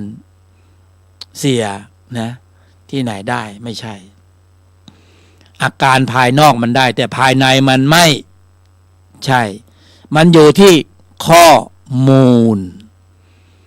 นะเพราะนั้นการเจริญอบรมศึกษาปฏิบัติธรรมเนี่ยในแนวทางของอริยมรรคธรรมเนี่ยข้อมูลเป็นสำคัญอะไรคือความสมบูรณ์ถึงพร้อมของพละล่ะเพื่อนเพื่อความสมบูรณ์ถึงพร้อมของพละห้าอินทรีย์ห้าคืออะไรข้อมูลนะการที่จะให้มีกำลังของพละห้าอินทรีย์ห้าเพื่อความสมบูรณ์ถึงพร้อมของพละได้ต้องอยู่ที่ระบบการแสดงออกภายนอกสู่ภายในที่มีปฏิสัมพันธ์สัมพันธ์พร้อมกันภายนอกก็คือความคิดการกระทำและคำพูดเนี่ยที่ท่านบอกว่าคิดดีพูดดีทำดีนั่นแหละสมบูรณ์ถึงพร้อมคิดดีพูดดีทำดีนั่นแหละสมบูรณ์ถึงพร้อมความคิดการกระทำคำพูดนะเพื่อความสมบูรณ์ถึงพร้อมของพละเพื่อความสมบูรณ์ถึงพร้อมของพละทีนี้พละก็ต้องมาแยกอีกแล้วว่าพละระดับไหนอีกพละระดับชั้นพื้นผิวทานศีลภาวนาธรรมดาใช่ไหมก็ได้มาซึ่งกำลังของพละที่มีความสมบูรณ์ถึงพร้อมในระดับหนึ่งเนี่ยก็ทำกันไปตามเหตุตามปัจจัยตามสัญญาตามร่องรอยที่มันมีเหตุปัจจัยให้ดำเนินในธุระนั้นๆตามแต่โอกาสในแต่ละวาระแต่ละโอกาสใช่ไหมเราจะไปรู้ได้ไงว่าโอกาสไหนมันจะมาถึงใช่ไหมเราจะได้รู้ได้ไงว่าโอกาสไหนจะมีความสมบูรณ์ถึงพร้อมนะก็กำหนดกะเกณฑ์ไม่ได้ตามแต่โอกาสเก็บเกี่ยวได้เก็บเกี่ยวอย่างชั่วโมงนี้เพื่อน เก็บเกี่ยวได้เพื่อนเก็บเกี่ยว จิตที่มีกำลังของพละห้าอินทรีย์ห้าได้สมบูรณ์ถึงพร้อมจิตที่มีองค์ประกอบด้วยกุศลเป็นอันมากได้ปรากฏเกิดขึ้นในใจของเพื่อนนี่คือการเก็บเกี่ยวนี่คือการสะสมนี่คือการดำเนินสู่ความสมบูรณ์ถึงพร้อมของพละในชีวิตประจำวันเพราะนั้นในชีวิตประจำวันเนี่ยสำคัญที่สุดนะตามแต่โอกาสต่างๆที่ใครจะไปอยู่ตามสำนักปฏิบัติตามรูปแบบกฎระเบียบสีสันต่างๆตามแต่สัญญาตามแต่ร่องรอยหมุนเวียนไปแต่ในชีวิตประจำวันนี่แหละมันโดนจริงๆเสียหน้าเสียราคาเสียผลประโยชน์เสียความรู้สึกมันเสียจริงๆกระทบกระทั่งกระทุ้งกระเทือนจริงๆนะถึงแม้จะเป็นสมมุติบัญญัติแต่มันก็จริงๆอ่ะเสียจริงเจ็บจริงแต่เราไม่ปล่อยโอกาสแบบนี้ให้ผ่านไปเราก็เก็บเกี่ยวสิเพื่อนโอกาสที่เพื่อนกระทบผัสสะแล้วเพื่อนก็เก็บเกี่ยวเลยนะท่ามกลางกระแสสัมผัสท่ามกลางหมู่กลุ่มสร้างการที่ทำงานในสัญญาไหนในสังขารไหนในกลุ่มไหนที่เราหมุนเวียนไปแล้วก็ตรงไหนตรงนั้นคือสถานที่ปฏิบัติธรรมของเราเมื่อเรากำหนดหมายควบคุมระบบแสดงออกให้ได้เพื่อความสมบูรณ์ถึงพร้อมของพละตรงนั้นแหละเพื่อนอยู่ตรงไหนตรงนั้นแหละคือสถานที่ปฏิบัติธรรมโดยพื้นฐานชั้นต้นนี่คือเพื่อนต้องทำใจนี่เป้าหมายต้องชัดเจนเราต้องการผลบารมีเพื่อความสมบูรณ์ถึงพร้อมของพละเห็นไหมมันมีกลไกอยู่ภายในค่อนข้างซับซ้อนเราต้องรู้เลยว่าเราจะเก็บเอาผลประโยชน์โลกหรือจะเอาผลบารมีถ้าเอาผลบารมีเราต้องแลกแล้วใช่ไหมเพราะนั้นเวลาจะแลกเนี่ยเพื่อนจะต้องรู้เลยว่าเพื่อนจะต้องเสียหน้าก็ต้องโดนเสียราคาก็ต้องโดนเสียความรู้สึกก็ต้องโดนเสียเกียรติเสียฟอร์มเสียเงินเสียทองอะไรก็ตามเพราะไอ้ส่วนที่มันเสียเนี่ยคือส่วนหนึ่งมันเป็นวิบากของเราที่จะต้องเจอที่จะต้องได้มาเสียนี่เป็นผลของอดีตแต่ในเมื่อมันมาแล้วนี่เราต้องรับความรู้สึกนี้แล้วเราจะต้องทำยังไงกับมันล่ะกับสถานการณ์ของใจของเราที่ต้องเผชิญกับสถานการณ์แบบนี้เพื่อนก็ตั้งโจทย์เลยแทนที่เราจะไหลเคลิบเคลิ้มไปตามกระแสสัมผัสดั้งเดิมใช่ไหมเราก็จะสวนกลับเลยกูเสียหน้ากูเสียราคากูเสียผลประโยชน์กูจะต้องเอาคืนมึงมาทำกูไม่ได้กูเจ็บกูแค้นกูขอร้องกูขอล้างแค้นกูจะเอาคืนไอ้แบบนั้นมันของเก่าดั้งเดิมเพื่อนวัฒนธรรมจิตเดิมธรรมะสายเกิดเพื่อนเบรกอาการนี้ให้มันอยู่มันจะเจ็บปวดรวดร้าวขนาดไหนรู้อยู่แล้วมันเจ็บปวดแน่นอนมันไม่มีธรรมะที่ได้มาฟรีๆหรอกเจ็บแล้วมันพ้นดีกว่าเจ็บแล้วมันไม่พ้นเพื่อนใช่ไหมเพื่อนตั้งสูตรเลยโยนิโสมนสิการจะเจ็บปวดรวดร้าวขนาดไหนกูยอมทนกูขอยอม ไม่ใช่ไม่สู้คนนะหยุดเย็นนะนิ่งในไม่โต้ตอบขอให้มันเจอสถานการณ์แบบนี้แล้วใช้สูตรนี้เข้าไปสวนเลยโยนิโสมนสิการ4 ยอมหยุดเย็นนิ่งในไม่โต้ตอบสูตรสำเร็จเคล็ดวิชาที่ไม่ลับเพื่อนรู้ไหมโยนิโสมนสิการเนี่ย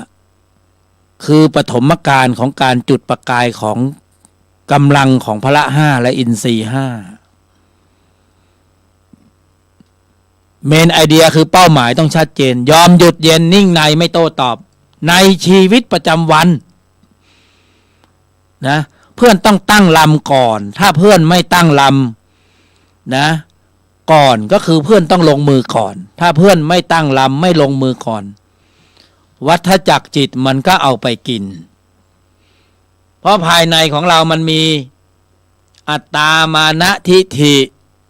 ตัวกูใช่ไหมโลภะโทสะโมหะอวิชชาจิตมันพร้อมที่จะขับเคลื่อนกำลัง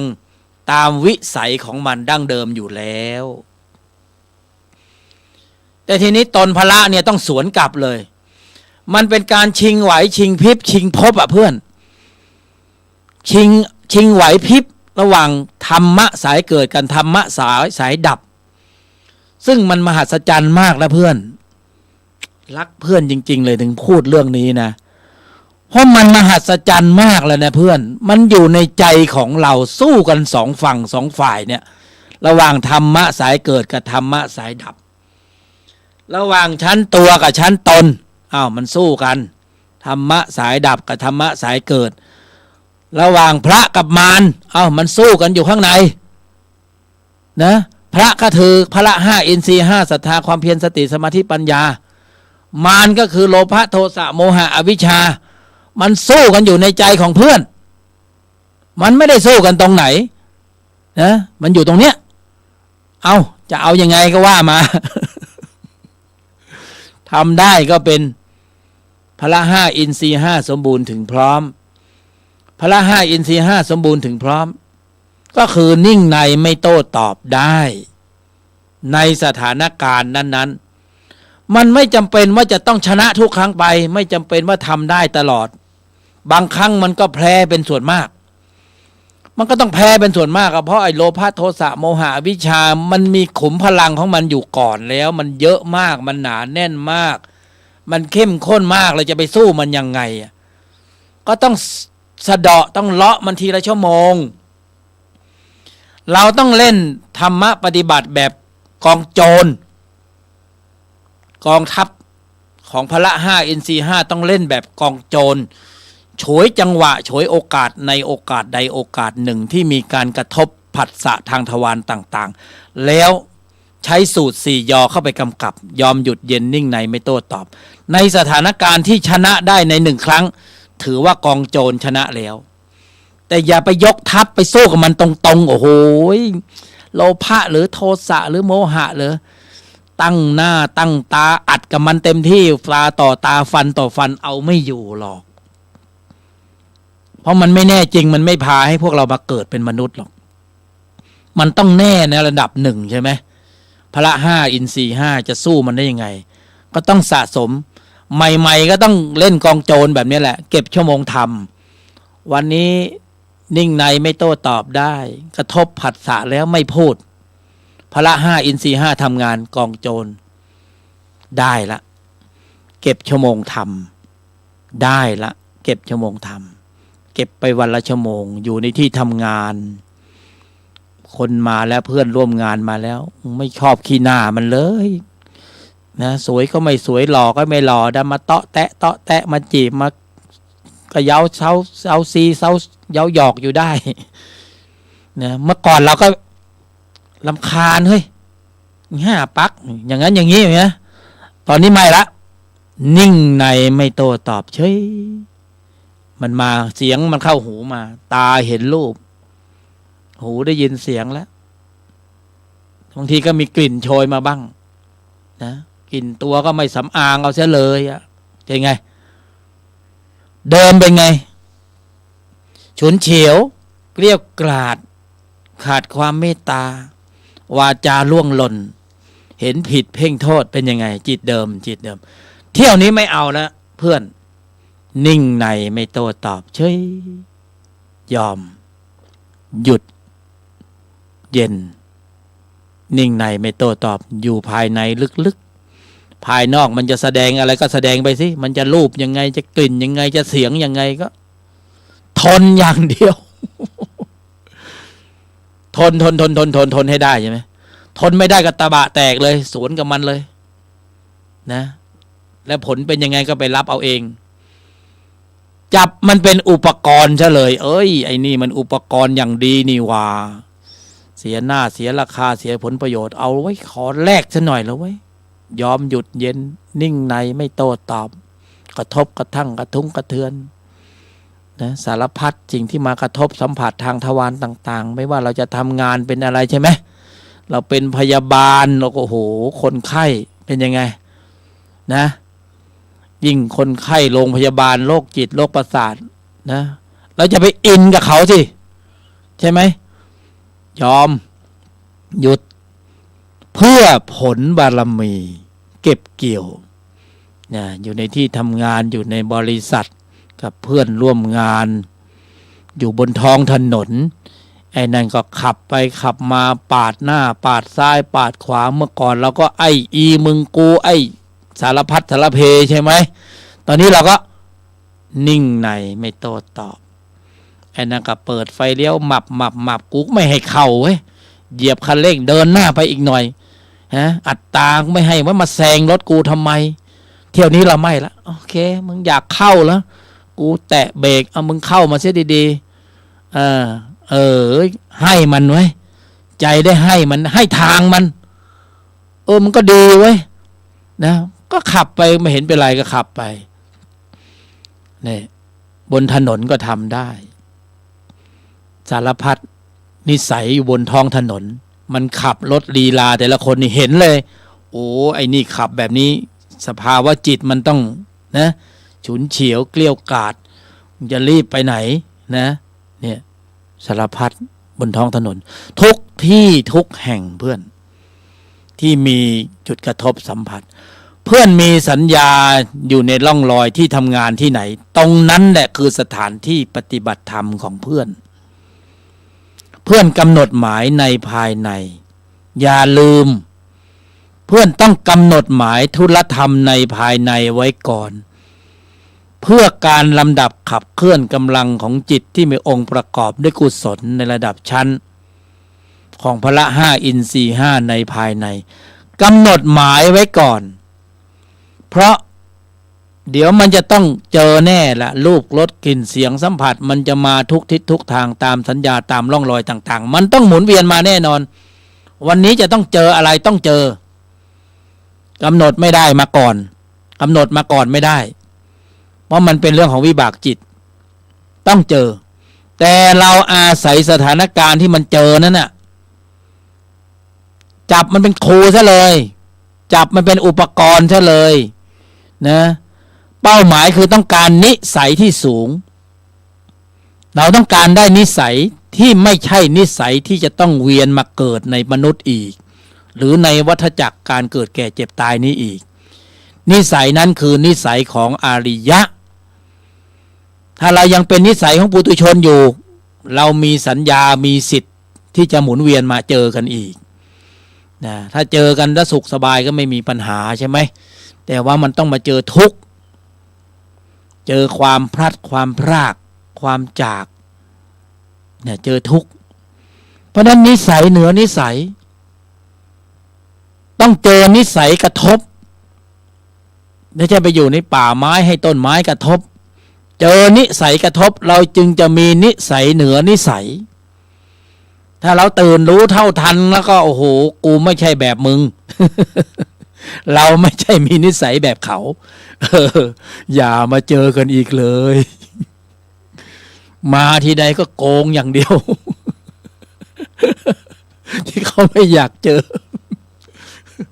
ก็เรามาอยู่ในสถานที่ที่มันโกงกันได้ใช่ไหมมันกินกันได้มันก็ต้องเป็นอย่างนี้เราก็ต้องเจอใช่ไหมถ้าไม่อยากมาเจอนิสัยแบบนี้เราก็เป็นอริยะแล้วก็ข้ามไปเลยไม่ต้องมาเกิดภูมินี้นะไปอยู่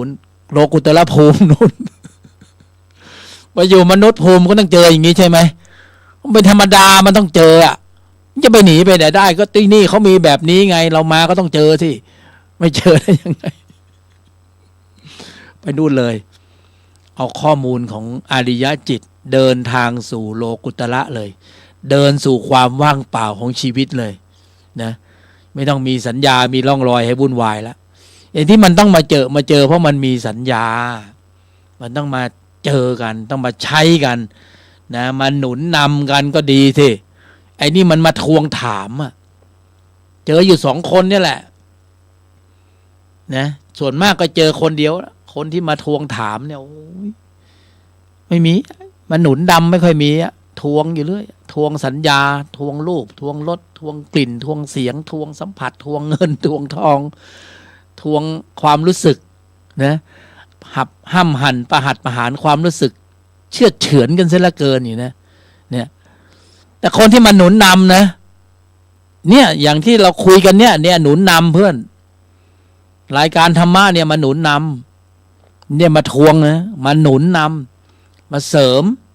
มาเพิ่มเติมมาทำให้เพื่อนเอาวิธีของธรรมะไปสะเดาะเคราะห์เป็นเลาะนิสัยเดิมของตนเองด้วยตนเองนะด้วยตัวเองมันแก้ไม่ได้ต้องใช้ตนพละเข้าไปแก้อะไรคือตนพละนะตนศรัทธาตนความเพียรตนสติตนสมาธิตนแห่งปัญญาเอาไปแก้ตัวโลภะตัวโทสะตัวโมหะตัวอวิชชาซึ่งมันอยู่ในใจของเราองค์รวมที่ทั้งหมดทั้งตัวทั้งตนเนี่ยรวมแล้วเรียกว่าเราแยกแล้วมันจะเป็นอย่างนี้แยกเป็นตัวก็ตัวโลภะตัวโทสะตัวโมหะตัวอวิชชาตัวเห็นผิดเพ่งโทษตัวโกรธตัวสารพัดของมันนะถ้าเป็นตนก็ตนศรัทธาตนความเพียรตนสติตนสมาธิตนแห่งปัญญาตนพละรวมแล้วเรียกว่าเราอยู่ด้วยกันแต่คนละส่วนอยู่ด้วยกันแต่คนละส่วนนั้นก็แยกออกมาว่าขณะนี้กำลังขับเคลื่อนกำลังจิตที่มีองค์ประกอบด้วยกุศลในระดับชั้นตนศรัทธาความเพียรสติสมาธิปัญญาได้ลำดับขับเคลื่อนกำเนิดแล้วเจริญแล้วปรากฏแล้วเกิดขึ้นแล้วในใจของเพื่อนนะเนี่ยกำลังปรากฏเกิดขึ้นถ้าเราปรุงแต่งโลภะโทสะโมหะอวิชชาแล้วก็คุยเรื่องอื่นที่เราจะมาคุยเรื่องนี้ทำไมแต่เราปรุงกำลังของจิตที่มีองค์ประกอบด้วยกุศลในระดับชั้นตนนะชั้นตนก็ต้องมาแยกว่าตนชั้นไหนอีกเนี่ยตนชั้นของธุระธรรมภายนอกนะตนของธุระธรรมในภายในตนธุระธรรมภายนอกก็จะเป็นกฎบ้างระเบียบบ้างสีสันบ้างพิธีกรรมบ้างของเส้นไหว้บ้างบาทกรรมบ้างบทสวดต่างๆบ้างเลิกยามบ้างก็ว่ากันไปตามเหตุตามปัจจัยเพราะเหตุปัจจัยมันมาอย่างนี้ก็ต้องเป็นอย่างนั้นแต่เหตุปัจจัยในภายในลึกๆแล้วเนี่ยตนของธุระในภายในธุระธรรมในภายในอันนี้ไม่เอาแล้วกฎไม่เอาแล้วระเบียบไม่เอาแล้วรูปแบบไม่เอาแล้วสีสันไม่เอาแล้วไม่สนใจแล้วกฎระเบียบรูปแบบสีสันพิธีกรรมของเส้นไหว้วาทกรรมเลิกยามต่างๆไม่ต้องพูดถึงแล้วปรุงในภายในมุ่งเป้าสู่การกำหนดควบคุมการแสดงออกอย่างเดียวไม่สนใจแล้วนะใครสนอยู่มีสัญญาอยู่ร่องรอยอยู่ก็ว่ากันไปตามเหตุตามปัจจัยแต่เหตุปัจจัยที่มันหมดแล้วมันก็ไม่สนใจแล้วเนี่ยเข้าสู่ธุระธรรมในภายในกำหนดหมายควบคุมการแสดงออกผลิตกำลังจิตแล้วผลิตกำลังจิตแล้วใช้สูตรสี่ยโยนิโสมนสิการยอมหยุดเย็นนิ่งในไม่โต้ตอบกำกับไว้ก่อนที่จะมีการกระทบสัมผัสทางทวารต่างๆกระทบแล้วผัสสะแล้วนะขณะกระทบแล้วผัสสะแล้วเข้าใจแล้วกระทบแล้วผัสสะแล้วกำหนดหมายแล้วขับเคลื่อนแล้วดำเนินแล้วธุระธรรมในภายในแล้วข้างในใจภายใต้การชี้นำขับเคลื่อนด้วยกำลังของจิตที่มีองค์ประกอบด้วยกุศลในระดับชั้นของพละห้าอินทรีย์ห้าระดับชั้นของมรรคมีองค์8ระดับชั้นของโพธิปัจจยธรรม37ประการปรากฏเกิดขึ้นในใจของบุคคลเคลื่อนอยู่ดำเนินอยู่หมุนเวียนอยู่อริยะเกิดแล้วฌานเกิดแล้วปัญญาเกิดแล้วจิตเกิดแล้วฌานเกิดแล้วปัญญาเกิดแล้วญาณเกิดแล้วอยู่ในใจของเพื่อนของมนุษย์ทุกรูปทุกนามทำเองไม่มีใครทำแทนกันได้อย่างนี้สิเพื่อนพ้นทุกข์ไหมไม่ต้องให้อะไรมาบอกมากล่าวมาชี้มานำว่าอย่างนั้นอย่างนี้ตนย่อมรู้สึกตนด้วยตนเองตัวหรือจะมาอย่างรู้ตนกฎหรือจะมาอย่างรู้ตนไม่ได้ กฎรูปแบบสีสันพิธีกรรมต่างๆเป็นสมมุติบัญญัติอยู่เป็นโลกิยธรรมอยู่ยังติดอยู่ยังคล้องอยู่ไม่สามารถที่จะมาอ่านรู้ส่องรู้ดูเห็นวินัยหรือสภาวธรรมของโลกุตระได้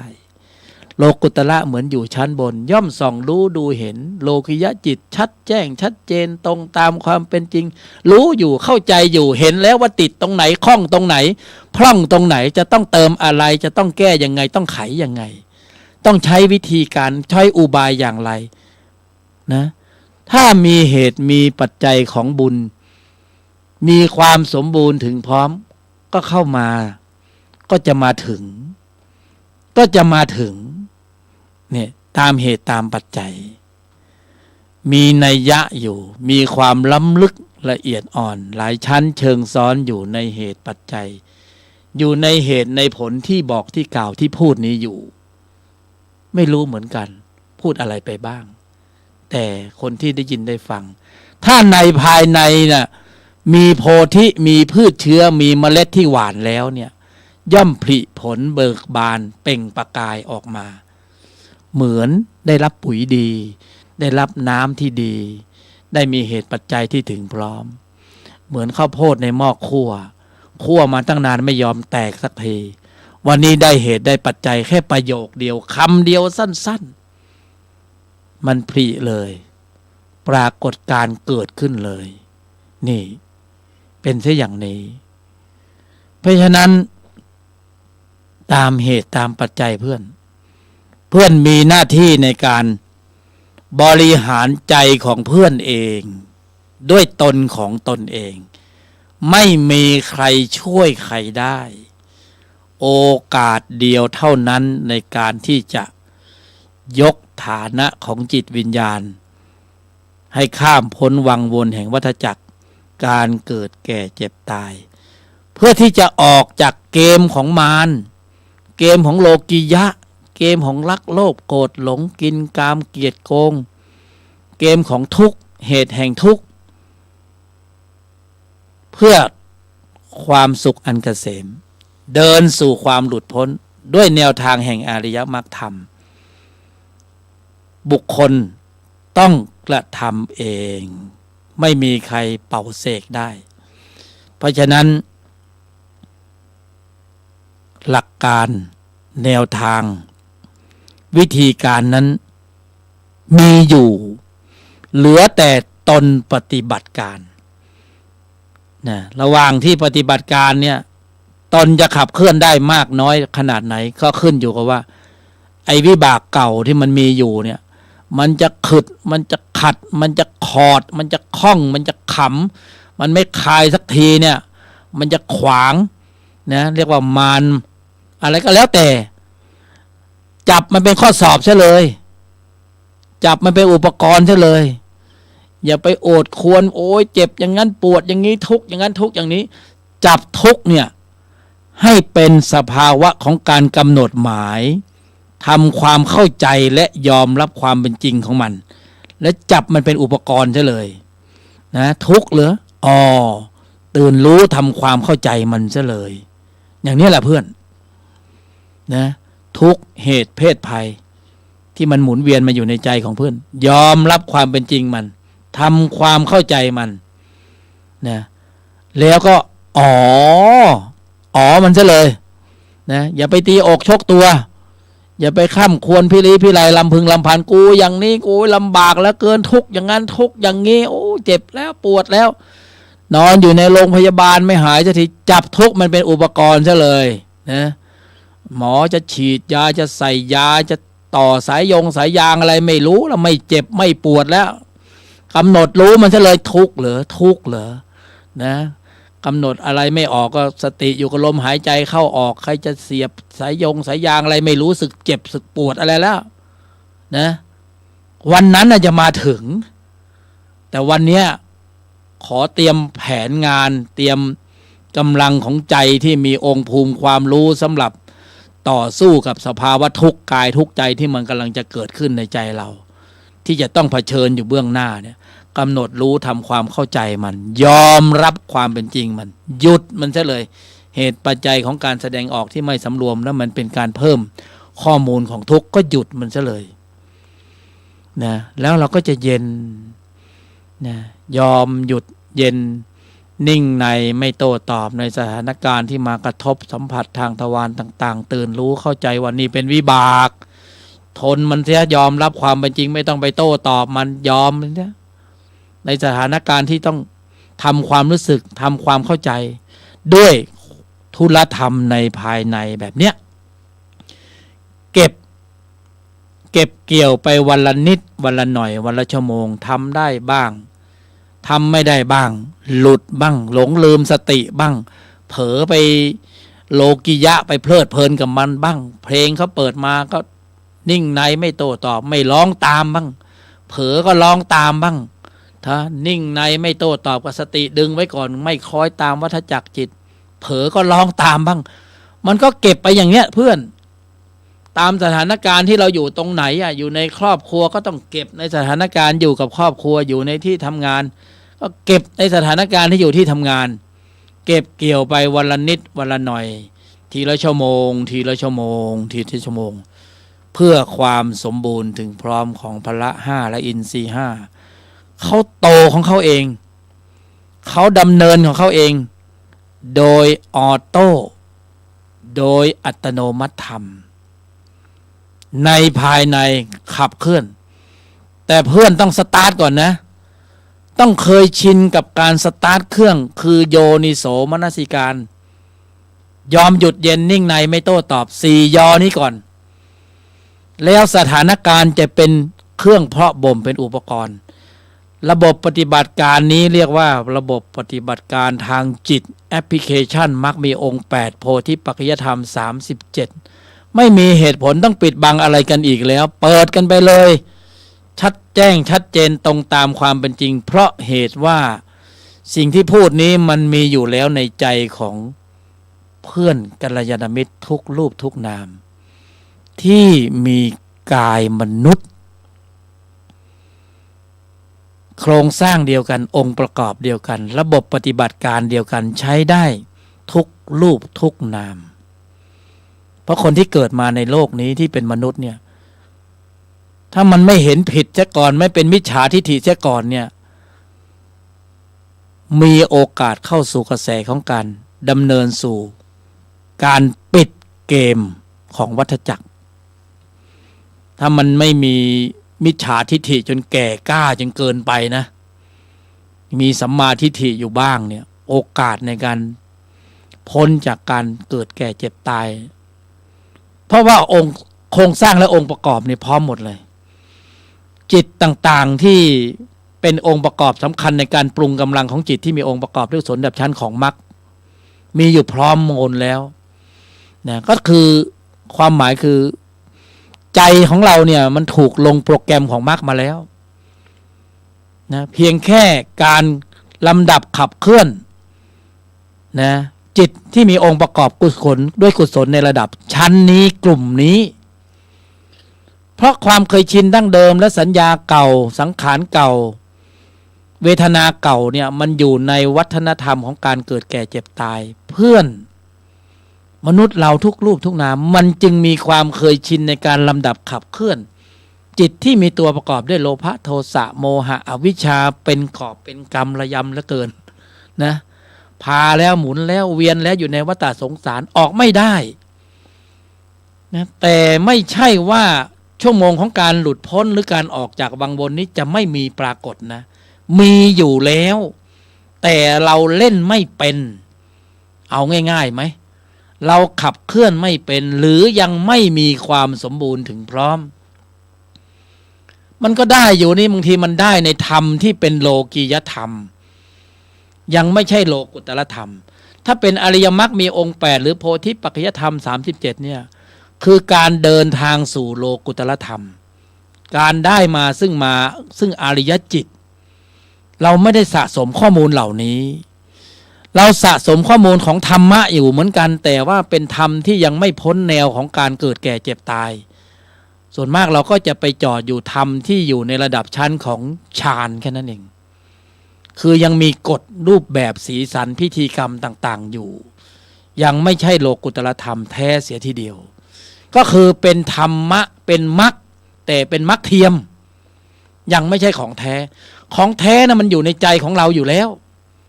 แต่ว่าเราต้องมีกุศลถึงพร้อมจึงจะได้มาเจอมาพบมันเป็นเรื่องของบุญกุศลอีกเหมือนกันนะเพื่อนถ้าความสมบูรณ์ถึงพร้อมของพระที่ยังไม่สมบูรณ์ถึงพร้อมเนี่ยเจอก็ยังไม่รู้ว่าเจอ เพราะมันไม่สมบูรณ์ถึงพร้อมแต่ถ้าสมบูรณ์ถึงพร้อมอย่างเนี้ยมันไม่หนีอ่ะมันล็อกเป้าอยู่แล้วยังไงก็เดินทางสู่สายตรงเข้าสู่โลกุตระแน่นอนเพราะข้อมูลของอาริยจิตพละห้าและอินทรีย์ห้าที่สมบูรณ์ถึงพร้อมแล้วมันไม่หนีไปไหนอ่ะยังไงก็ประตูเดียวอ่ะนะสมบูรณ์อยู่แล้วถึงพร้อมอยู่แล้วขึ้นอยู่ว่าเราอยู่ในซอกในซอยหรือเปล่าล่ะเราเจอธรรมที่ยังไม่เจอเป็นอะไรอ่ะยังไม่ใช่สัมมาธรรมอ่ะหรือเป็นมิจฉาธรรมมิจฉามรรคหรือเป็นทิฏฐิ62นะยังไม่ใช่สัมมาอริยมรรคมีองค์8จริงๆแล้วง่ายมากเลยมันเส้นผมบางภูเขานะมันเส้นผมบางภูเขา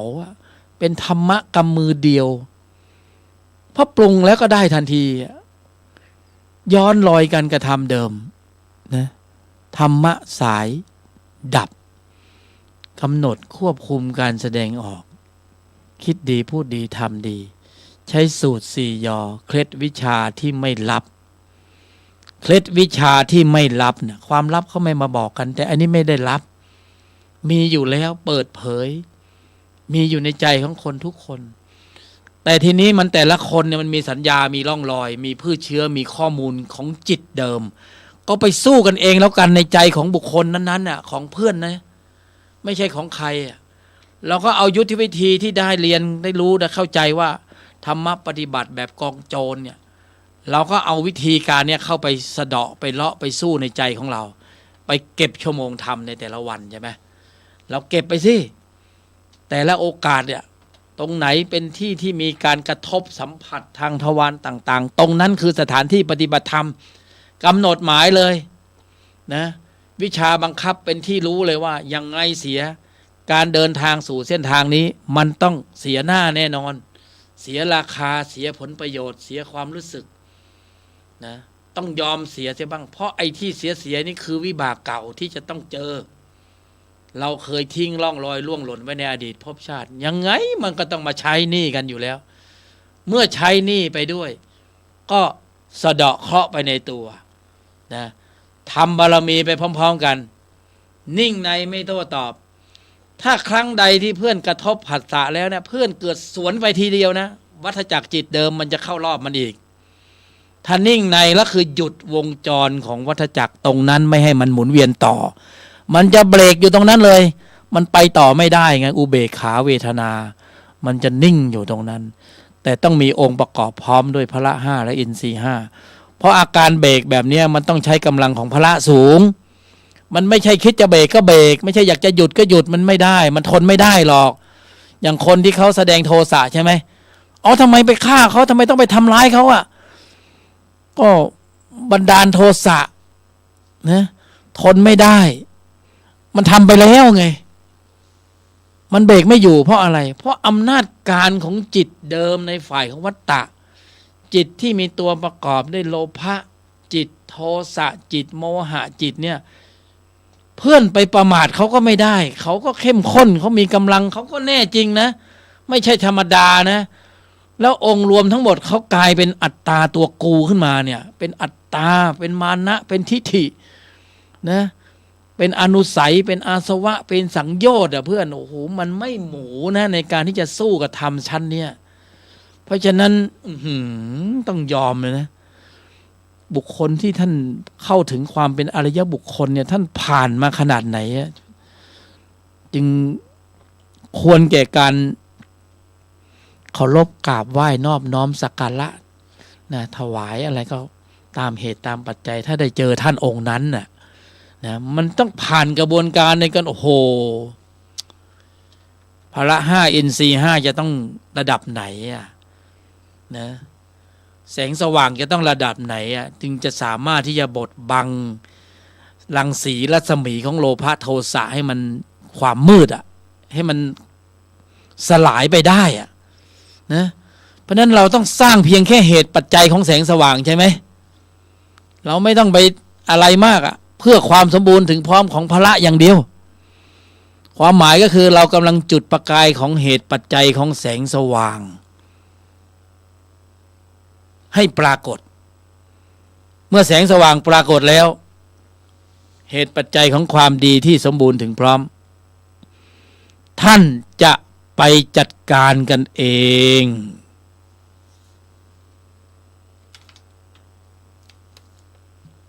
ธรรมชาติสายเกิดกับสายดับเขาจะจัดการกันเองนะไม่ใช่ความรู้สึกที่เป็นอัตตาที่ไปเดี๋ยวเราจะจัดการตัวโลภะตัวโทสะตัวโมหะไปนั่งไปกดไปข่มมันเลยไม่หมูขนาดนั้น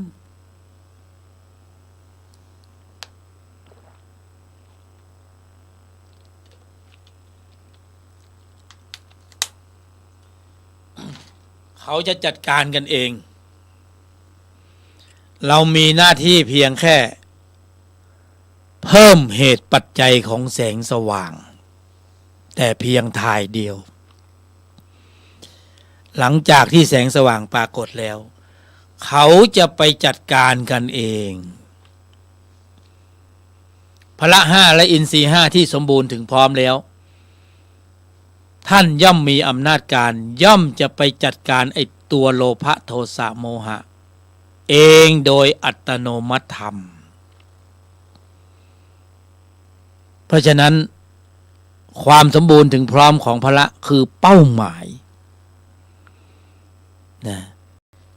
พละห้าอินทรีย์ห้าสมบูรณ์มากน้อยเพียงใดฌานปัญญาญาณปรากฏเกิดขึ้นในใจของเพื่อนเท่านั้นนะภาวะของสภาวะนี้ปรากฏอนุสัยอาสวะสังโยชน์ไม่ใช่ปัญหาไม่ใช่ปัญหานะทุกอย่างจะปรากฏเป็นไปเองโดยอัตโนมัติธรรมไม่ต้องไปอะไรมากมายเลยนะเขาจะเป็นไปเองเขาจะจัดการกันเองแต่ตอนนี้เราพละห้าเรายังระดับผิวยังไม่เข้มข้นมากเพียงพออนุสัยอาสวะสังโยชน์เขายึดพื้นที่ของใจครอบครองไว้ก่อนแล้วมันจึงไม่ง่ายที่จะไปตีเมืองนะมันตั้งกำแพงเมืองไว้แล้วเนี่ยเราจะบุกเข้าไปเนี่ย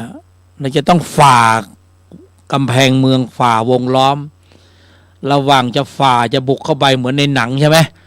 มันอยู่บนหอคอยมันก็ยิงเอาธนูยิงมาเอาหอกเอาเหลาเอามีดฟันลงมาแล้วก็ต่อบันไดขึ้นไปก็หงายหลังลงมากลับมาทุกครั้งไป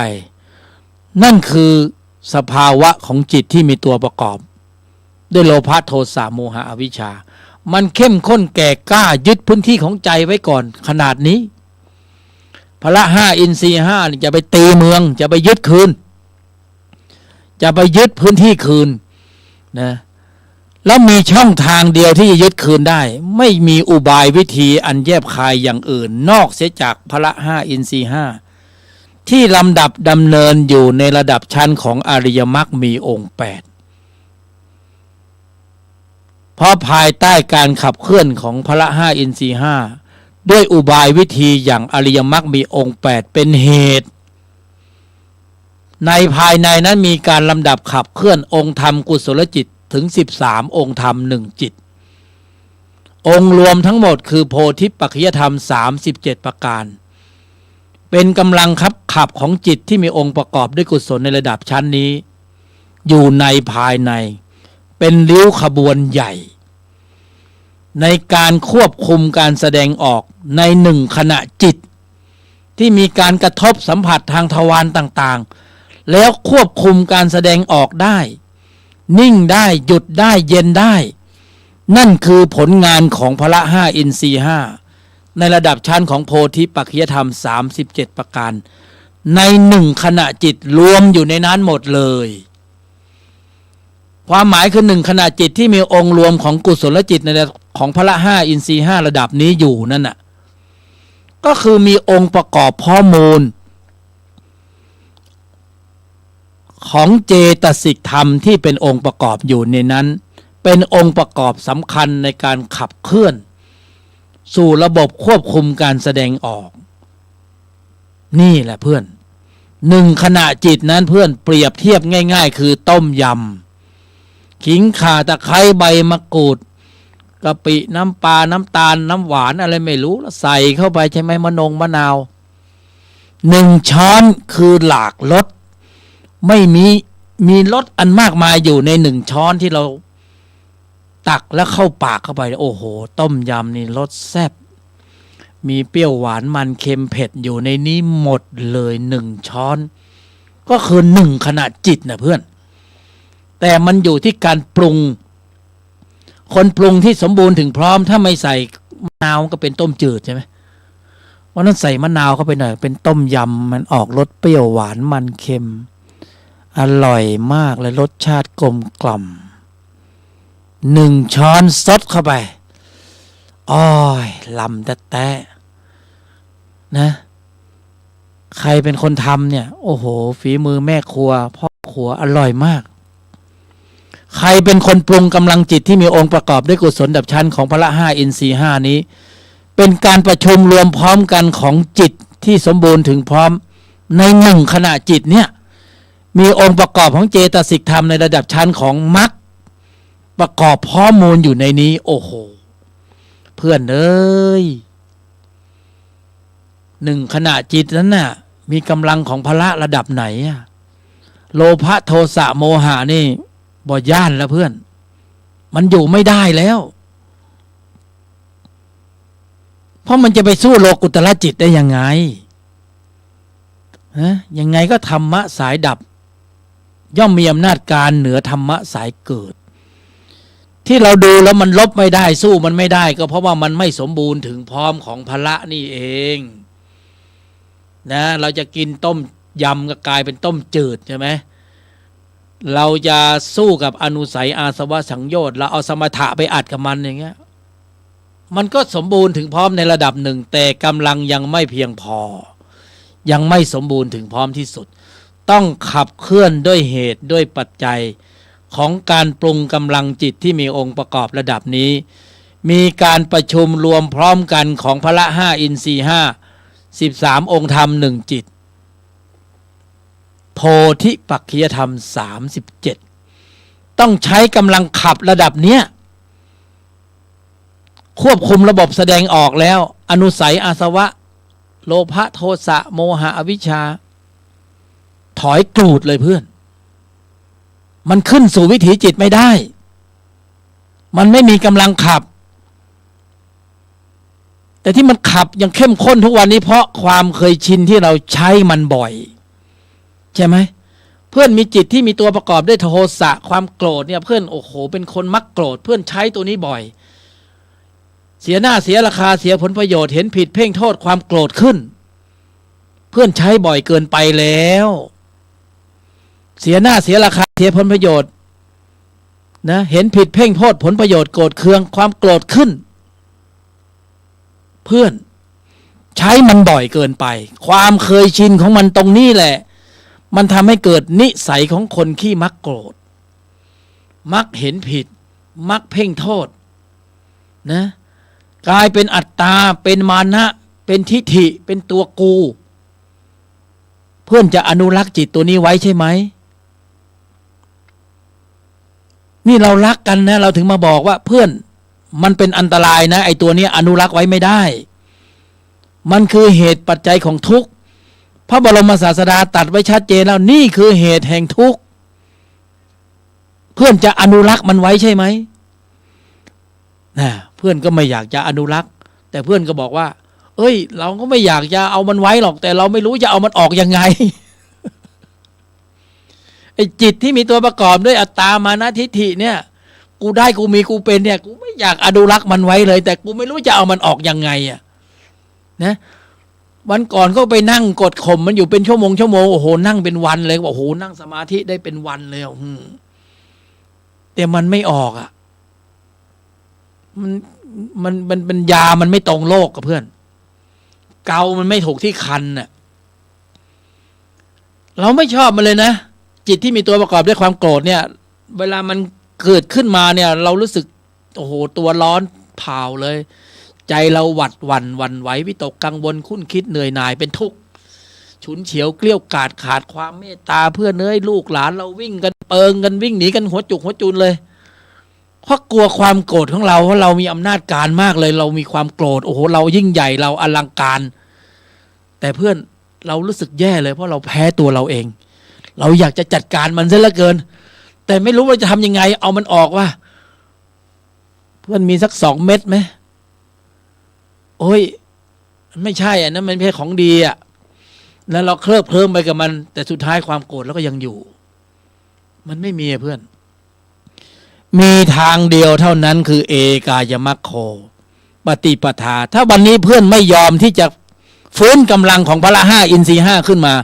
ไอ้จิตตัวนี้มันก็ยังอยู่ในใจของเพื่อนตลอดกาล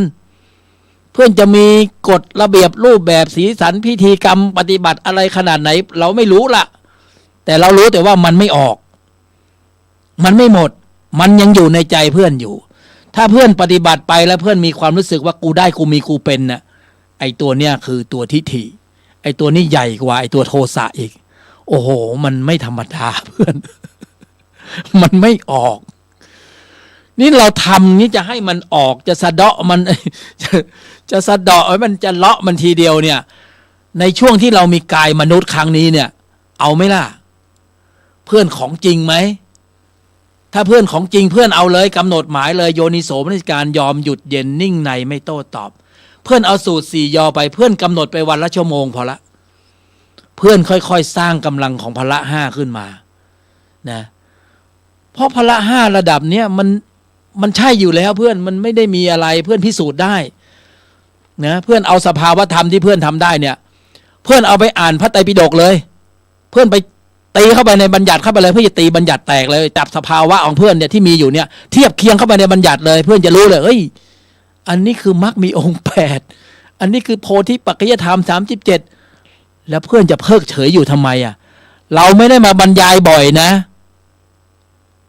เพื่อนรู้ไหมขณะเราบรรยายเนี่ยเราไม่ได้กินข้าวนะ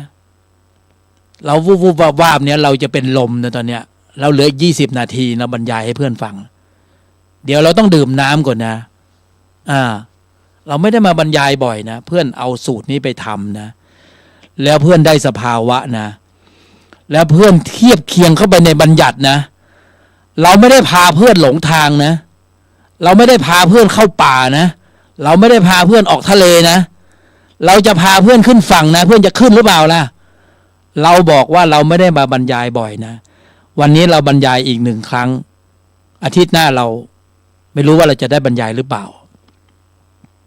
เพราะเราไม่รู้ว่าวิบากของเรามันจะมาถึงเวลาไหนใช่ไหมวันนี้เราเร่งบรรยายให้เพื่อนฟังว่าสภาวะอย่างเนี้ย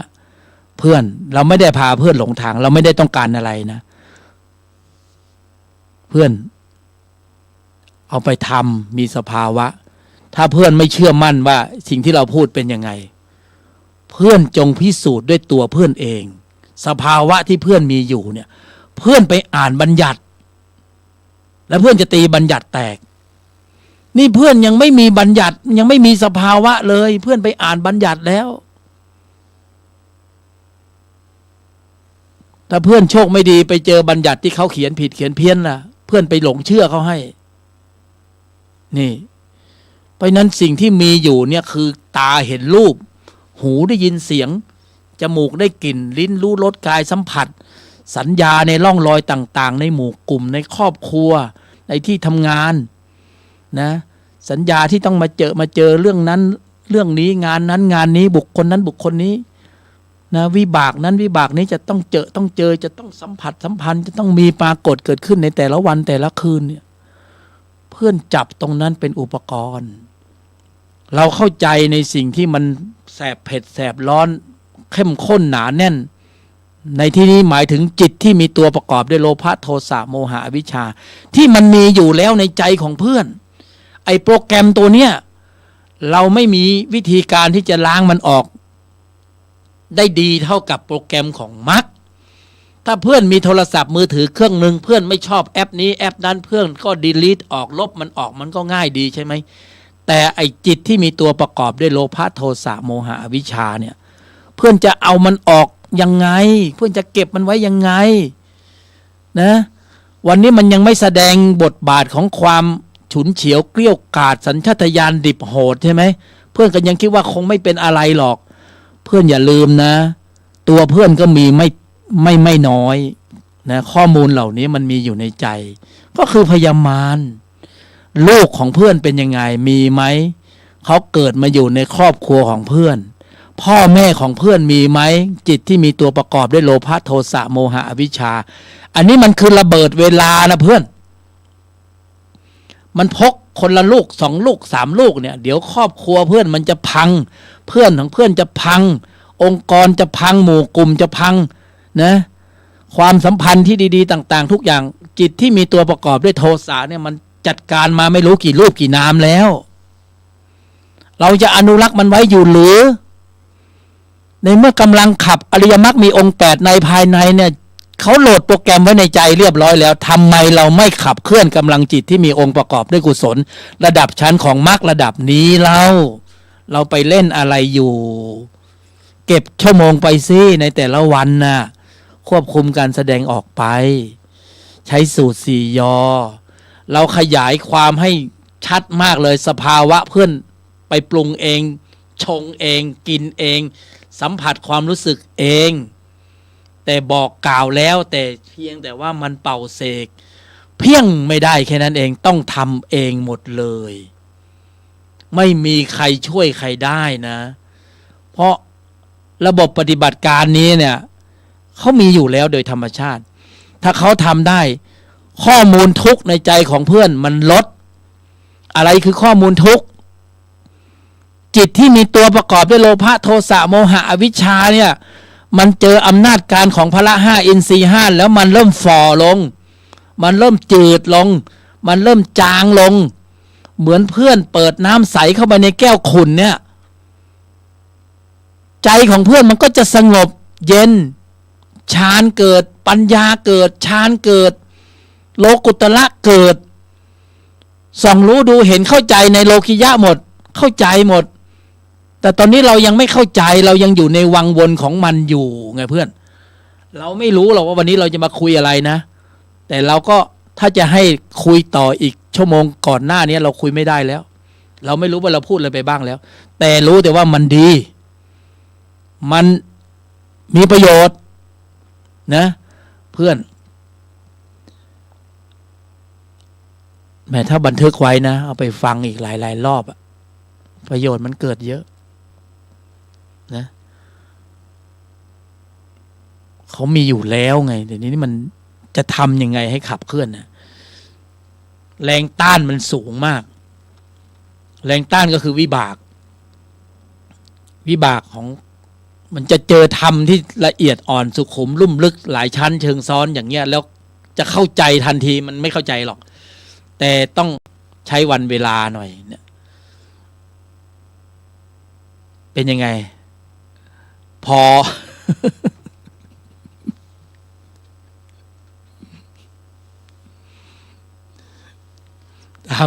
ตามเหตุตามปัจจัยนะได้คุยแล้วไงได้พูดแล้วได้บอกแล้วได้แบ่งปันกันแล้วมันมีเพียงแค่กัลยาณมิตรนะเราไม่ได้มองว่าเป็นวิเศษหรือเป็นพิเศษอะไรหรอกมันเป็นเพียงแค่เหตุปัจจัยที่สมบูรณ์ถึงพร้อมที่มีวาระที่จะต้องมาถ่ายทอดแล้วก็ถ่ายทอดออกไปแล้วนะจะสมบูรณ์ถึงพร้อมหรือไม่เป็นเรื่องของสิ่งที่ต้องถ่ายทอดออกไปนะเป็นสิ่งที่กัลยาณมิตรจะต้องบอกออกไปนะไม่ต้องมาสนใจว่าผู้บรรยายยังไงระดับไหนแต่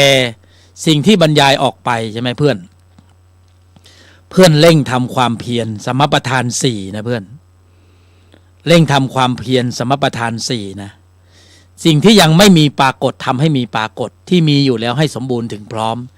สิ่งที่เป็นอกุศลให้มันพร่องไปและสิ่งที่ยังไม่ปรากฏที่เป็นอกุศลอย่าให้มันเกิดแต่สิ่งที่ยังไม่มีปรากฏก็คือการขับเคลื่อนกำลังของพละห้าอินทรีย์ห้าในภายในอันนี้สำคัญมากเพราะทำใดก็ไร้ค่าถ้าไม่ทำโอกาสที่เพื่อนมีเนี่ยมันมันเป็นที่อิจฉาตาร้อนของภูมิอื่นนะเพราะการขับเคลื่อนกำลังของพละห้าระดับนี้ได้เนี่ยในยุคสมัยที่มีกายมนุษย์อย่างเดียวเพื่อนอย่างอื่นมันไม่ได้อะอริยมรรคมีองค์8หรือโพธิปัจจยธรรม37ที่พระบรมศาสดาตรัสรู้เพื่อมนุษย์โดยเฉพาะนะตรัสรู้เพื่อมนุษย์คือปฏิบัติการได้แต่ทรงโปรดไป3โลกใช่ไหมแต่สำหรับมนุษย์แล้วเนี่ยเฉพาะทางเลยนะสายตรงเลยนะที่ทำได้ทันทีทันใดเพราะอายตนะมีพร้อมหมดเลยหูตาจมูกลิ้นกายใจนะรูปรสกลิ่นเสียงสัมผัสผัสสะนะผัสสะแล้วเนี่ยเพื่อการขับเคลื่อนกำลังของพละห้าอินทรีย์ห้าผัสสะเหมือนกันเพื่อการพอกพูนเพิ่มเติมข้อมูลจิตที่มีตัวประกอบด้วยโลภะโทสะโมหะอวิชชาอาศัยผัสสะเหมือนกันแต่ผัสสะแล้วจะเข้าสู่ม้วนเข้าสู่วังวนแห่งวัฏจักรการเกิดแก่เจ็บตายหรือผัสสะแล้วเพื่อที่จะขับเคลื่อนกำลังออกจากวังวนแห่งวัฏฏะเพราะนั้นผัสสะเนี่ยผัสสะเวทนาตัณหาก็ไหลไปตามกระแสสัมผัส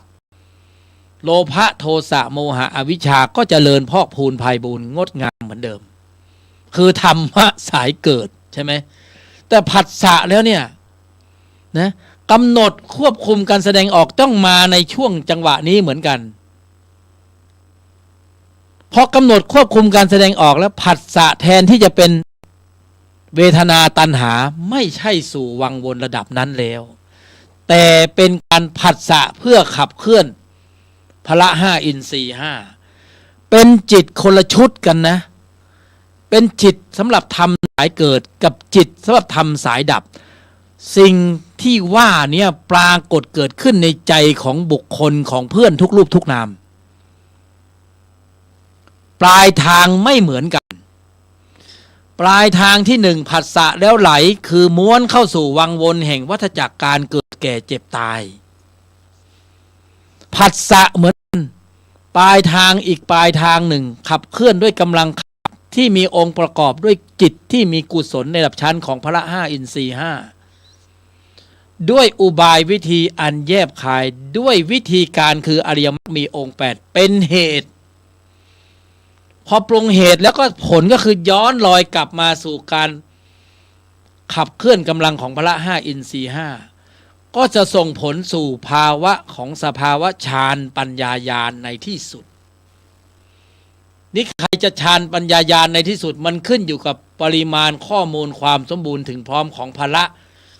ที่เจริญอบรมสะสมตลอดระยะเวลาอันยาวนานตั้งแต่อดีตชาติปัจจุบันชาติและขณะปัจจุบันขณะนี้ที่เราสะสมในโอกาสที่มีการสะสมได้ถ้าโอกาสที่ไม่มีการสะสมได้ก็คือไม่มีกายมนุษย์มันก็ไม่รู้จะสะสมยังไงไม่รู้จะปรุงยังไงจะแต่งยังไงเพื่อให้ได้กำลังขับระดับนี้แต่ที่มีขับได้ปรุงได้แต่งได้เพราะมีอุปกรณ์สำคัญคือกายมนุษย์มีตัวส่งเสริมสำคัญในการขับเคลื่อนกำลังคือผัสสะ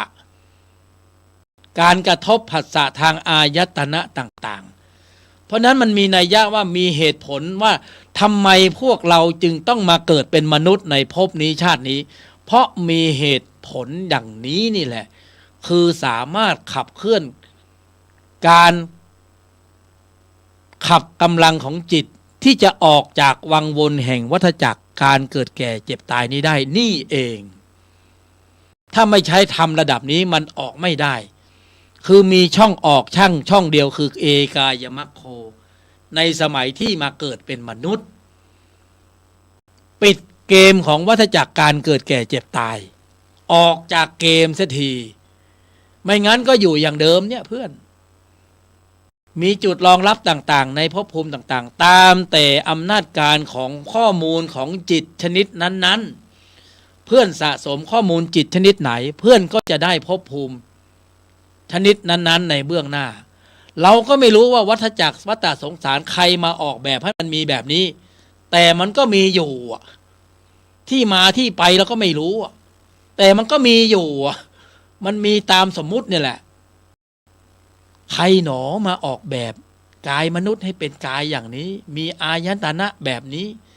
นะสามารถขับเคลื่อนกำลังขับของจิตเป็นที่รองรับของจิตโลภะโทสะโมหะแสดงออกแบบนี้เป็นที่รองรับขับเคลื่อนกำลังของจิตในระดับชั้นของพละ5อินทรีย์5อริยมรรคมีองค์8เหมาะมากสำหรับกายมนุษย์กายอื่นทำไม่ได้นั่นน่ะเป็นอย่างนี้เพื่อนแล้วจะทำยังไงเราไม่ปฏิบัติก็ไม่ได้เราหนีไม่ออกนรกมีจริงสวรรค์มีจริงทุกข์มีจริงเหตุแห่งทุกข์มีจริงนะนิพพานมีจริงทางปฏิบัติไปสู่ความดับทุกข์มีจริงและจะทำได้ในยุคสมัยที่เน้นเลยว่าคือมีกายมนุษย์เท่านั้นเพื่อนจะทำยังไงเมื่อเราอยู่กึ่งกลางเนี่ยเราไม่มีวิธีการอื่นแล้วนะจำเป็นอย่างยิ่งที่จะต้องปฏิบัติถ้าไม่ปฏิบัติก็จุดรองรับมันมีอยู่อย่างนั้นไงเราไม่มีเราไม่เห็นไม่รู้ไม่สัมผัสเราเข้าใจว่าไม่มีก็ไม่ได้นะแต่ผู้รู้ผู้เห็นผู้มีญาณอย่างรู้เนี่ยศรัทธาเชื่อมั่นในการตรัสรู้ของพระบรมศาสดาองค์สมเด็จสัมมาสัมพุทธเจ้าพระองค์ทรงรู้ทรงเห็นทั้งหมดแล้วทรงเมตตาแก่พวกเราแก่เพื่อนมนุษย์ทุกรูปทุกนามผู้เกิดแก่เจ็บตาย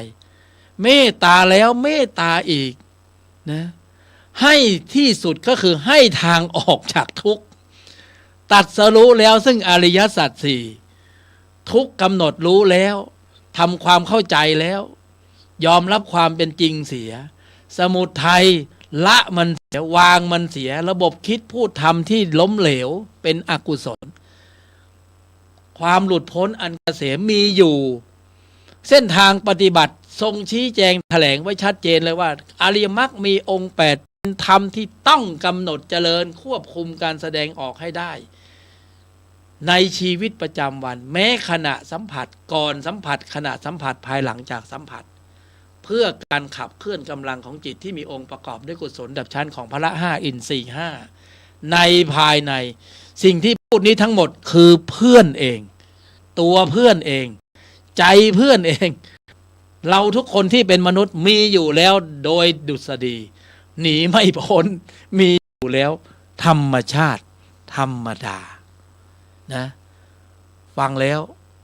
เพื่อนจะกำหนดหมายนโยบายของใจเพื่อนอย่างไรอยู่ที่ตัวเพื่อนเองไม่ใช่อยู่ที่พระบรมศาสดาองค์สมเด็จสัมมาสัมพุทธเจ้าพระองค์ทรงเมตตาแล้ว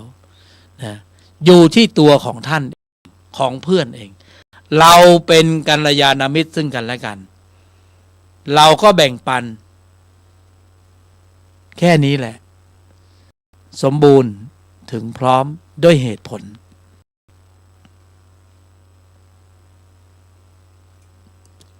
ก็ขออนุโมทนาด้วยกำลังของจิต